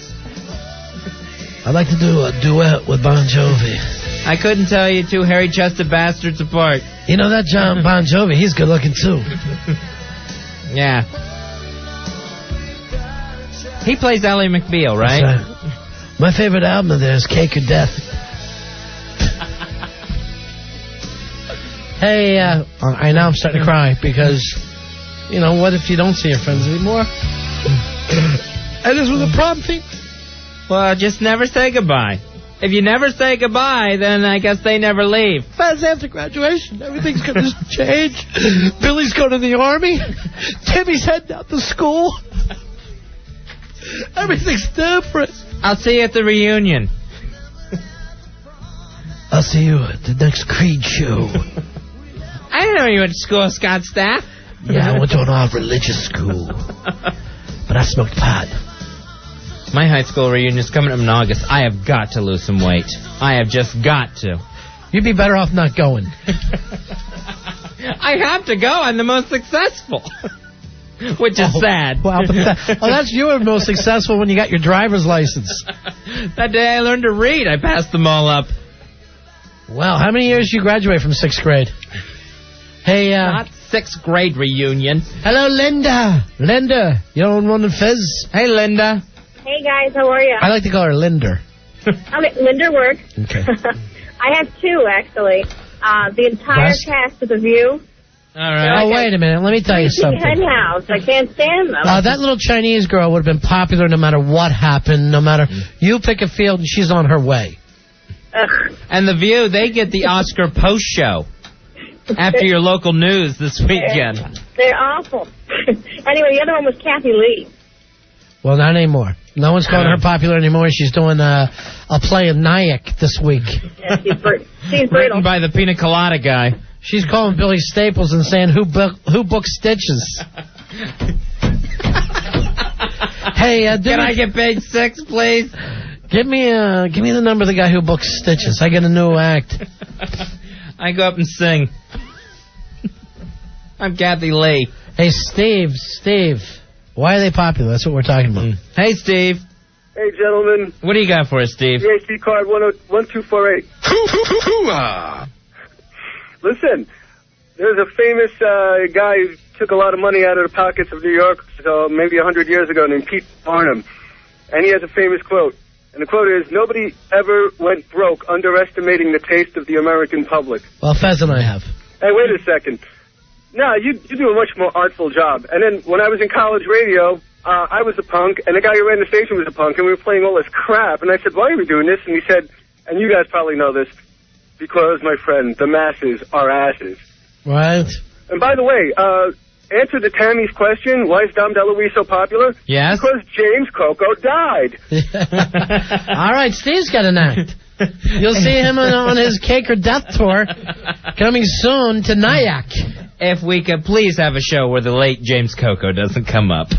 When James Coco stood, and I hope when you go back to your reunion, Fezzy, you look like James Coco with your old pants, just standing in them as wide as you can. Here's what I'm going to do for my class reunion. I'm going to get Billy Staples' fat guy pants, take those with me, and say, look at how much weight I've lost. I'm like Jared from Subway. Look at me. I was this big. And then I can stay my own size, and people will go, boy, you really pulled it off. You did it. Why don't you do this, Fezzy? Why don't you just hire a real attractive guy to go back there and pretend to you? And then you're just listening on a walkie-talkie. Is there any way I can get Scott's staff? I think I have it. I think I have Scott's staff in my eye. Oh. Thank you very much. The very pretentious heartbeat. I'm going to slow this one down with a $4 million seller. This only went platinum 4 times, and I still think it's good. Kevin, you're on Ron and Fez. Why are they popular? Hey, Kevin. Hey, guys, got 2 for you. Marky Mark Wahlberg and the guy from Riverdance. Well, Riverdance, I understand. Marky Mark Wahlberg had less expression than the apes in Planet of the Apes. And he was the one not wearing the mask, right? And his face wasn't moving. You're right, though. That guy's awful. Why did he leave the Funky Bunch, or was he kicked out? And they went on their own. It's such a good vibration. And I'll tell you what, Marky Mark has just coattailed that George Clooney into everything he can in order to get some stuff. Why don't they just come out and announce that they're married and get it over with? And try to adopt a baby in Florida. You know their nicknames for each other? What? Cake and Death. What is with those two? Well, now Who eats cake? Now I'm just trying to make one person laugh. That's wrong. That's wrong. We got a break here, Hawk, and we'll come back with another announcement of yours. Oh, nice. No, we can't. we can't do that. But look at him, he's ready to go. Yeah, he's ready. He's all set. Maybe we'll figure a way of having shorter ones. You can do them every hour. They just won't take 15 minutes. All right. Of course, those wouldn't take 15 minutes if you just step it up a little. It's his first night, Fezzy. The extended vacation of Billy Staples and Joe Pooh. And I'll tell you what, I couldn't be more relaxed. That's what Al told me tonight. Really? Al told me this is the best show we've ever done. I haven't seen Al Dukes tonight, so maybe that's helping too. He's phone boy. Oh, and he does good on the phones. He says hello nice as anybody types up the person's name. He may be up for that receptionist job here. 877-692-1027. Good morning, it's Al Dukes. Pee-ho. Pee-ho. Pee-ho for Mr. Coleman. All right, we're going to come right back in a second. You won't believe what Fez has to tell you next. It will shock you. Yeah, it'll shock you. We'll run through these papers and look for it. It's the Ron and Fez Show. Ron and Fez. You're scaring me. Stop it. 102.7 WNEW. Ron and Fez. Live all week on 102.7 WNEW. That's live. Baby. I really wish I was on that corporate getaway, though. I've always wanted to try that. I guess you try to be your To be teamwork or something? Is that the point of it? Yeah, what they do is they set up those activities where you have to depend on each other physically as a team, you know, to compete or to finish whatever assignment or project, whatever athletic event it is. Mm-hmm. And then that way, I guess it gets into your subconscious of working together. Hopefully you bring it back from the wilderness, the rock climbing, the rafting, whatever it may be, and bring it back into the office. Now, Donna Mike and Opie and Anthony are on this as a foursome, right? Uh-huh. Yeah, corporate vacation. Some of the teamwork stuff that they're learning, it won't even be like Donna Mike against Opie and Anthony. It'll be like Don and Anthony against Opie and Mike. It's probably going to end up like that, yeah. So and then sometimes it'll be all four of them trying to accomplish one thing on their own. Like if they're the whitewater rafting, they're going to need all four of them to work together. Yeah. You know, rowing and whatever else you need to do, aren't they steering. Cattle or something like that Billy Crystal movie? Oh, yeah, there was the cattle drive thing, right. That sounds like a long wait, but it sounds fun. Yeah, well, they're going to be exhausted, but it's that good kind of tired. Right. It's not the kind of tired that they have now. No, mentally exhausted. And liquored up. Sure. It'll be the good kind of physically exhausted. Uh-huh. And then you collapse at the end of the day, and you can slap the guy on the back next to you and say, hey, job well done. Right. Good. So, yeah, these things, I guess, they're very effective, from what I understand. Never been on one myself, never been invited. We should do one. Me, you. Who don't we get? We get along with everybody. Yeah. We get along with everybody. That's the thing. You'll never hear of Ron and Fez don't get along with somebody. Well, and I'm not good at the outdoors. Yes, you are, Fez. I saw you panhands. You're a hell of an athlete. Have you ever gone camping? Have you ever slept outside? No, never.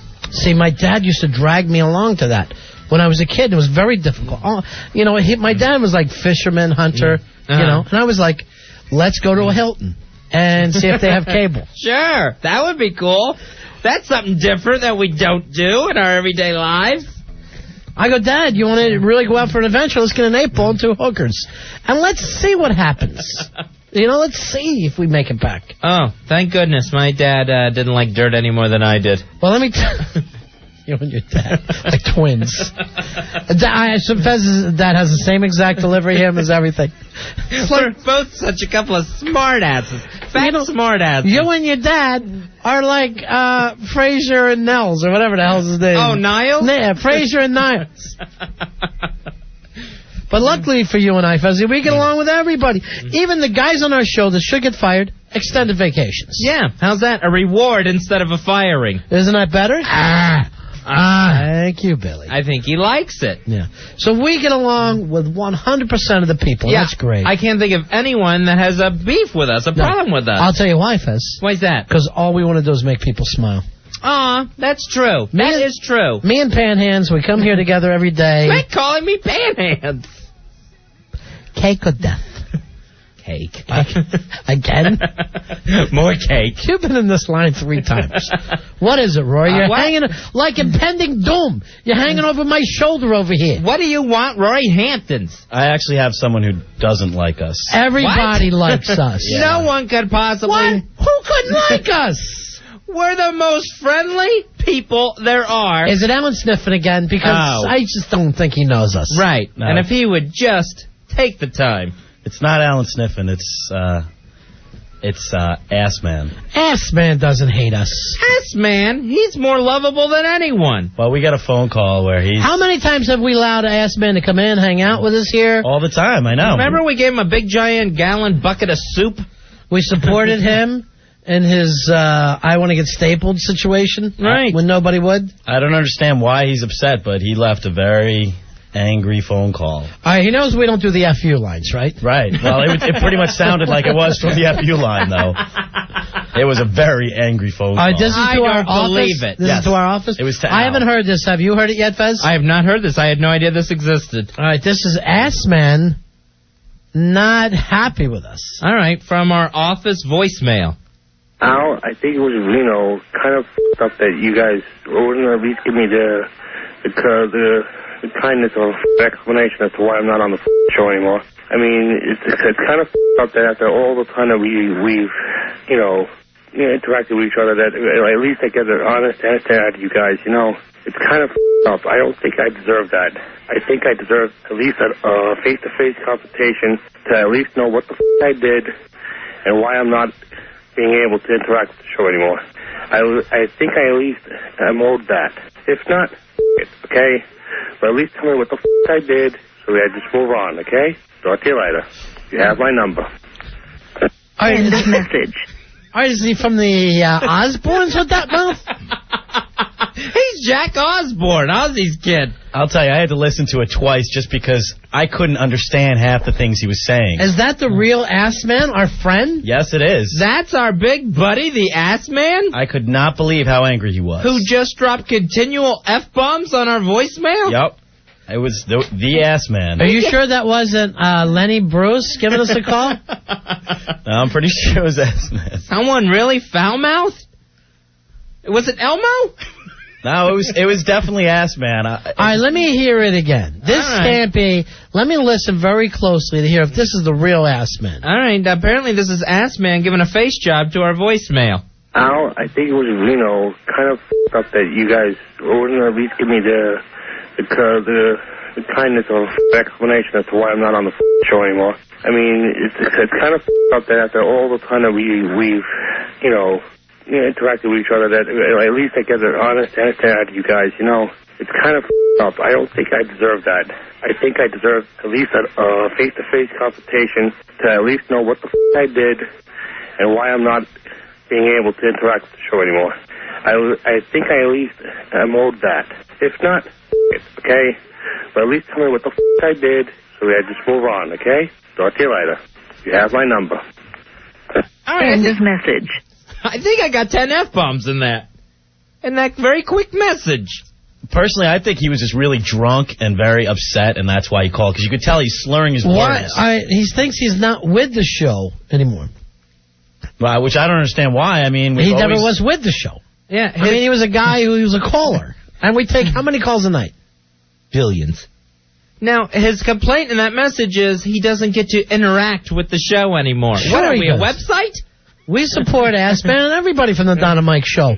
We feel like we get along with everybody. Ass Man probably should have gone on the corporate vacation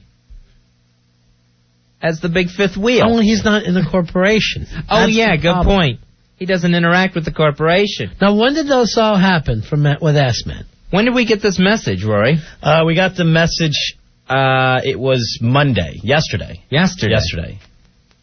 No, I'm sorry. It was over the weekend is when we got it. All right. We didn't get it until Monday. All right, I would love to hear from Ass Man. Okay. Hey, whiz. I want to know what this is all about. He wants to know why he's not allowed to interact with the show, which is just a weird term to me anyway. It's called call. And he feels he's owed a face-to-face confrontation. I'll tell you what, he was jollier before he got that staple job. See? And we warned him about that, Ronnie. We said you're going to lose the jolliness. We said you're the lovable Ass Man. Yeah. All right? You go and get stapled like he did, and look what happened. They stapled his funny bone is what they did. They stapled his joy. Fezzy, should we turn that over to the police? It sounds like a threat to me. Yeah. One face-to-face confrontation. If we were ex-girlfriends, we'd be panicking. And why the language? Ass Man doesn't talk like that. I know. This is a place of business. That's our office phone. Mm-hmm. And we have a virgin, Al Dukes, who has to answer that phone and get those messages, and he shouldn't be submitted to that kind of language. What if Panhands? That's sexual harassment again. What if Panhands would have picked up that? Do not call me Panhands. That sort of thing catches on. Cake or death? Cake? Obviously cake. We'll try to get the Ass Man on the line here. Hey, Gasper. Gasper, you're on Ron and Fez. Gasper? Yeah. All right, go ahead, Gasper. How you doing, Ron? Fez? Yeah. Yes, buddy, go ahead. All right, I was going into the video store when I heard the guy recommends Hot Wet Summer. Yeah. All right, yeah. And I rented it. It's terrible. I'm watching it now. All right, so you were listening earlier. Right. And the MTV intern called and told us. Says it's the greatest movie ever. So you hear this stupid show and you go running out. No, I was going into the video store, and I decided to rent it. Gasper, I'm sorry about that. Yeah. But the problem is, I'm so thrown by this ass man. Let's listen to the language just one more time, because I can't believe this is our friend, the ass man. All right, here it is. And who have we ever gotten along with better than ass man? We named him ass man. He was our big buddy. Here he is on our voicemail. Al, I think it was, kind of up that you guys wouldn't at least give me the kindness of explanation as to why I'm not on the show anymore. I mean, it's kind of up that after all the time that we've interacted with each other, that at least I get an honest answer out of you guys. It's kind of up. I don't think I deserve that. I think I deserve at least a face-to-face confrontation to at least know what the I did and why I'm not being able to interact with the show anymore. I think I at least am owed that. If not, okay? But at least tell me what the I did so I just move on, okay? Talk to you later. You have my number. I don't know what's going on there. I don't understand it, Fezzy. I mean, that's not the ass man that we know and love. No, it's not. That's not the ass man that Don and Mike, gave to the world, and we've always gotten along well with him. All right, Roy, have you been able to reach him? Yes, I have him on hold right now. Did you just got him? What's going on with his potty mouth? I don't know. I couldn't get anything out of him at all. All right, let me go to the line here. All right. Ron and Fez show. Good evening, guys. Hello. Hi. Hi, you're on Ron and Fez. Go ahead, buddy. Good evening. Ron and Fez show. Ron, Fez. Is this not working, Rory? Can you hear anything? We had someone on the phone on that line before, and it seemed fine before. I don't know why. You think it's a type of situation where he hung up on us? Oh, man. That's possible. Guys, I'm not sure. I don't know why we wouldn't be hearing anything at all. Should we at least get a dial tone? That's what I understand. Are you there? Ass man. I'm here. I'll go check him right now and see. Yeah. I'll see if his wires. You can check, but I think we got hung up on. Yeah, I'm sure we did. I'm sure he hung up. Are you sure Al Dukes had him? Yeah, he had him on and everything. Oh, man. Are you sure? I am positive. Maybe he's playing head games with us, Fezzy. Maybe like foreigners at head games. You want to call him back and see? We got him. All right, Al says we got him. I'm here. Guys, I'm here. Ass man. I'm here. Ass man, are you there? I'm here. Nothing. We got nothing. I don't understand what the problem is. Guys, I'll tell you the main problem. I don't know what to tell you. Is his attitude. I hear you. His main problem is his attitude. Why do you think he would call cursing like that and then hang up on us? That's really weird. I hope there's not something more seriously wrong and he's just taking it out on us. Is this where the mood swings come from, you think? The staple? Guys, hello? Billy Staples told us that can happen. Yeah. The post-staple depression. Guys. I wish we could have gotten a hold of him, because I would love to talk this out with him. Yeah. Guys, I want to talk. I'm willing to talk. Here's what I think it is, Fez. He doesn't want to talk. And he Guys, doesn't like us. I want to talk. I want to settle this. Try to call him back, would you? I want to talk. I'll see what's wrong with his phone and everything. Oh, my God. I'll tell you what's wrong. Guys. I'm telling you what's wrong with the phone. He's hanging up on us. That's what it is. He's hanging up on us. No, because we already have people on that line, Rory. You know it's working. Yeah, no, I know it's working. I don't know if maybe he's on bad spell or something. Or is he like playing Al? Is he trying to get Al in trouble with us, saying he's got ass man, and then he's just hanging up on us? That's a possibility too. It's head games. Here's That's Hard Rock. what it is. Here's Hard Rock, Johnny. Johnny. This, I never had a reason to really fight the guy, but now, he's bad talking to you. You heard the potty mouth he has, right? Yeah, that's not nice. Yeah. That's not nice. Yeah. You guys are about being nice. You were friendly with the guy, and now he called you and he uses the potty mouth. Now I think I'm going to have to give him an ass whipping. I mean, it's just obscene, the message, the 10 F-bombs he dropped on our voicemail. That's just no respect for you guys, and you guys helped him out quite a bit. I don't know why he turned on us. I really don't.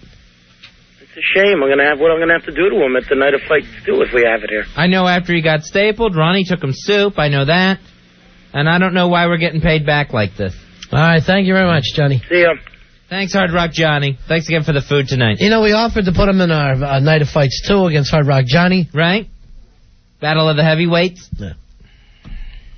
And we're getting this gimmick out of him. First cursing, and then he won't answer us. You know, maybe it's better that he's just calling and hanging up, that he did that to us, you know, instead of just trying to cuss us out on the air. Right.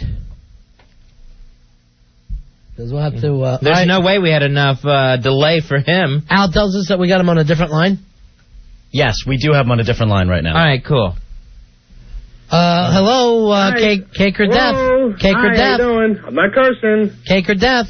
Hello? No, it's nobody there. Guys. Assman, are you there? I'm here. It's definitely got to be on his side then, because... He's making it. All right. You know what? He's making a fool. He's making a fool out of you. I'm making the effort here. This is the third time. Come on. Al has said he's been on the line. I believe Al that he's calling. What's the problem? And this is the third time he's hung up on us. I'm not hanging up that really on pisses nobody. me off. Come That on. if he's doing that and just hanging up. Oh, who's hanging up here? I mean, how many olive branches can Ronnie and I hold out? Well, we tried. Oh, I'll tell you this. Jesus Christ. Unlike him, come on, guys. Unlike him, we tried. Yeah. Who's not trying? Here's what I'm saying here, Fezzy. Come on. If he won't answer us back, we know we're the better man. Yes, we made the effort. You know what, Ronnie? Who's answering who back here? Ron Bennington, I can sleep tonight because I know I made the effort. I didn't play these. That's the way you guys want to go out. I didn't play these childish games of Who's just playing hanging that up on game people. here? Right.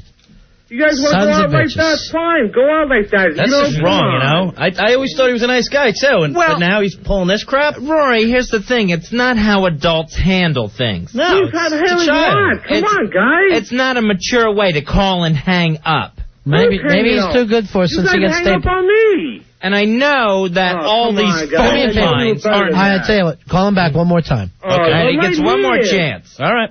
He gets one more chance. That's it. I'm pissed, though. But I know that all these phone lines aren't having a problem. Right. No, they're not, because That's we're getting calls all ridiculous. night. It's absolutely ridiculous. I don't get it. I don't get it. Who could be friendlier than Ron and Fez? Oh, man. We do our best. And we're being friendly right now by trying to solve this situation. We don't want to let something like this fester. What head games? That's nothing but head games. And infect our voicemail. Hey, Damien. Damien, you're on Ron and Fez. Hey, Damien. Hey, how are you? Big ass card holder 666. Like the devil. Weird. Listen, the fat man dropped the F-bomb 8 times. That's not the way to treat Ron and Fez. Oh, you know what? There was 2 that didn't get bleeped. Oh, okay, so 10. You see that? Right. Yeah. I also want to ask you, can I come in with a sumo suit and wrestle Fez or what? Sure. Oh, great. All right. But Fez is going to be naked. Guys. But Fez is going to be naked. Naked ninja, baby. It's the only way I'll do it. Hey, how much weight do you want to lose before your high school reunion? How much do you think I should? 40? 60? Keep going. Damn. 80? You really want to lose that much? I don't want to lose that much because it's fairly close, and when is it? And I don't want to die. It's early August. You better cut something out of your stomach then. You better get stapled or slice some kidneys out. I am not getting stapled just for this reunion because I plan on putting the weight back on as soon as it's over. Here's what I hate. You want to go out and lose all this weight for your old friends. Uh-huh. Me, your new friend, F me. You'll waddle in front of me with a Pop-Tart in each hand. Oh, you like me this way. Seriously, I wish I hadn't...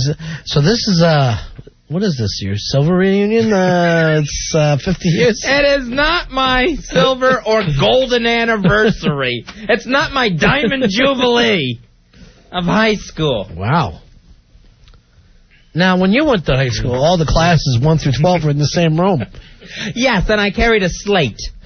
Really? Just a big hunk of slate and a rock to write on. Mr. Slate was your teacher. Rude and rude. Well, I don't know what the story is with the ass, man. I'll tell you the truth. I'm a little hurt.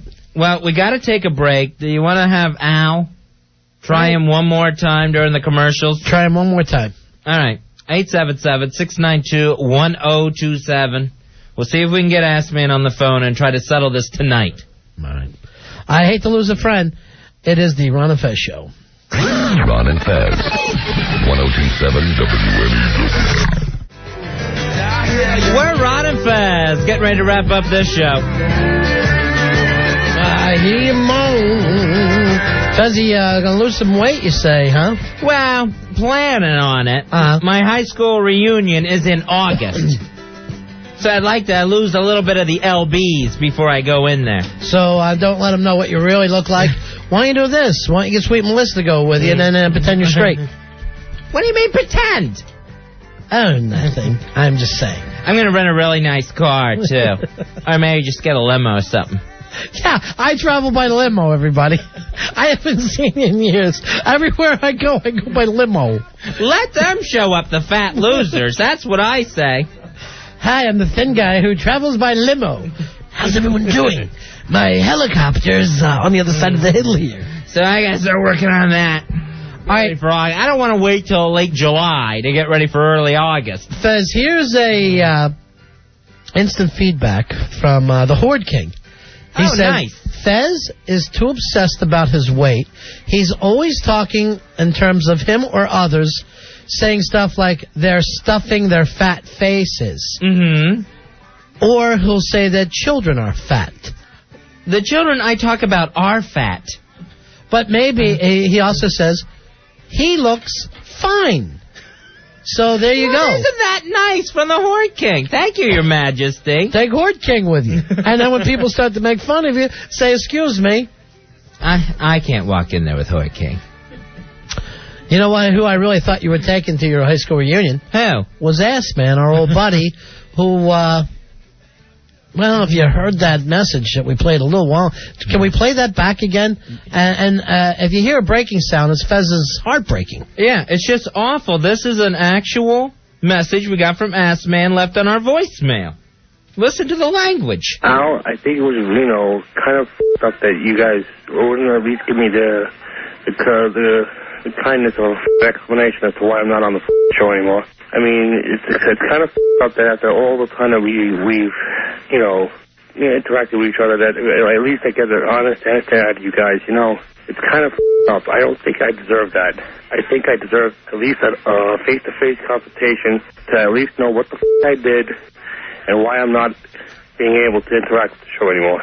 I think I at least am owed that. If not, okay? But at least tell me what the I did so I just move on, okay? Talk to you later. You have my number. End of message. I don't know what we did to warrant that. That came from nowhere. Fezzy, when I think back of you, me, and the Ass Man, and some of the times that the three of us have spent together, I think back to times in the studio or even the Lizzie Grubbin bowling times. That's right. Lizzie Grubman remote control SUV bowling. Where the Ass Man showed up, and we had so much fun. I remember at the end of the day, you literally ran and leapt into his arms. I was so excited that day. Ronnie, I remember the time when Ass Man came in our studio. Yeah. There was a kid working here at the time. His name was Dead Air Dumpy LaPresto. Right. And Ass Man dropped his drawers and actually gave Dumpy LaPresto a Rikishi stink face. Classic. Remember that? That's where I thought the three of us bonded and would always be that way. I think of Pin the Tail and the Ass Man. That's where he right. pulled his pants down and let us put pins into his ass. Real pins. Went in that great ass. That mighty ass. Who's going to forget the time that Ass Man came in here and ate an entire gallon of soup in 45 minutes? Just to show support to Al Sharpton's soup-only hunger strike. That was great.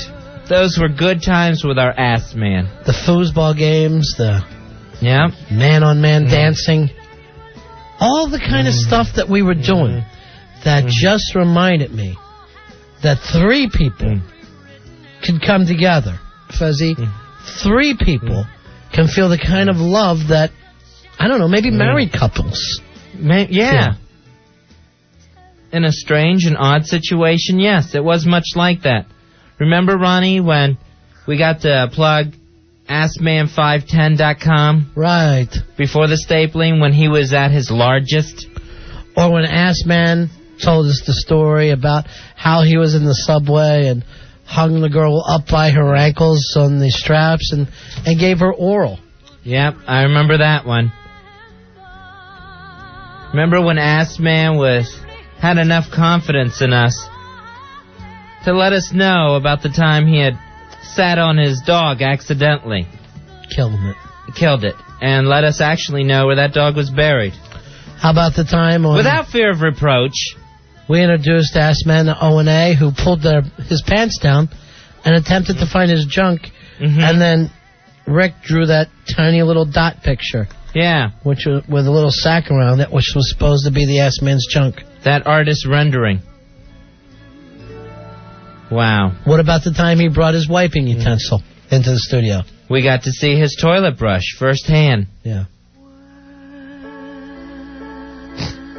Those were good times. Let me ask you something, Fez. If a man misses another man and starts to cry, does that make him a fag? No. No, it doesn't. Not one bit. Okay. Not when that other man is the ass man. I guess now he only wants to be referred to as Dan. All right. Oh, wait.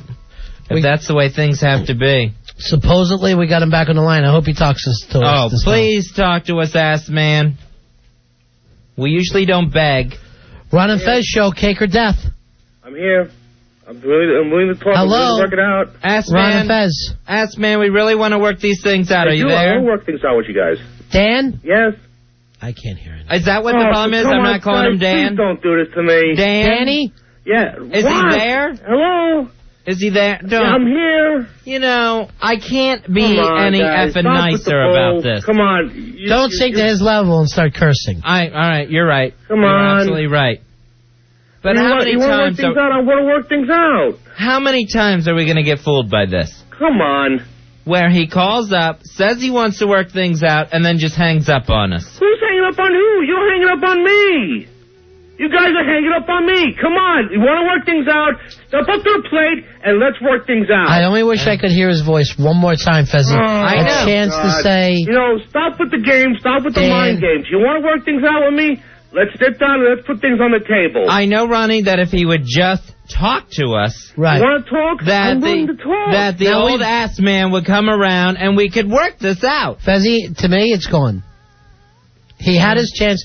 3 times we called him tonight. Yeah. 3. I'm willing to talk. And every time we got hung up on like we're chumps. Why are you trying to make me look like a jerk-off? Why are you guys trying to make me look like a jerk?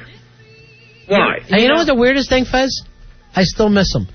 The fact that he's... work it out. I'm here. I'd welcome him back tomorrow. Guys. I don't know why you making me look like this. Apparently he doesn't want any part of this. I want every part of it. What do I have to do to prove myself to you guys? Maybe it's his phone. I can't hear him.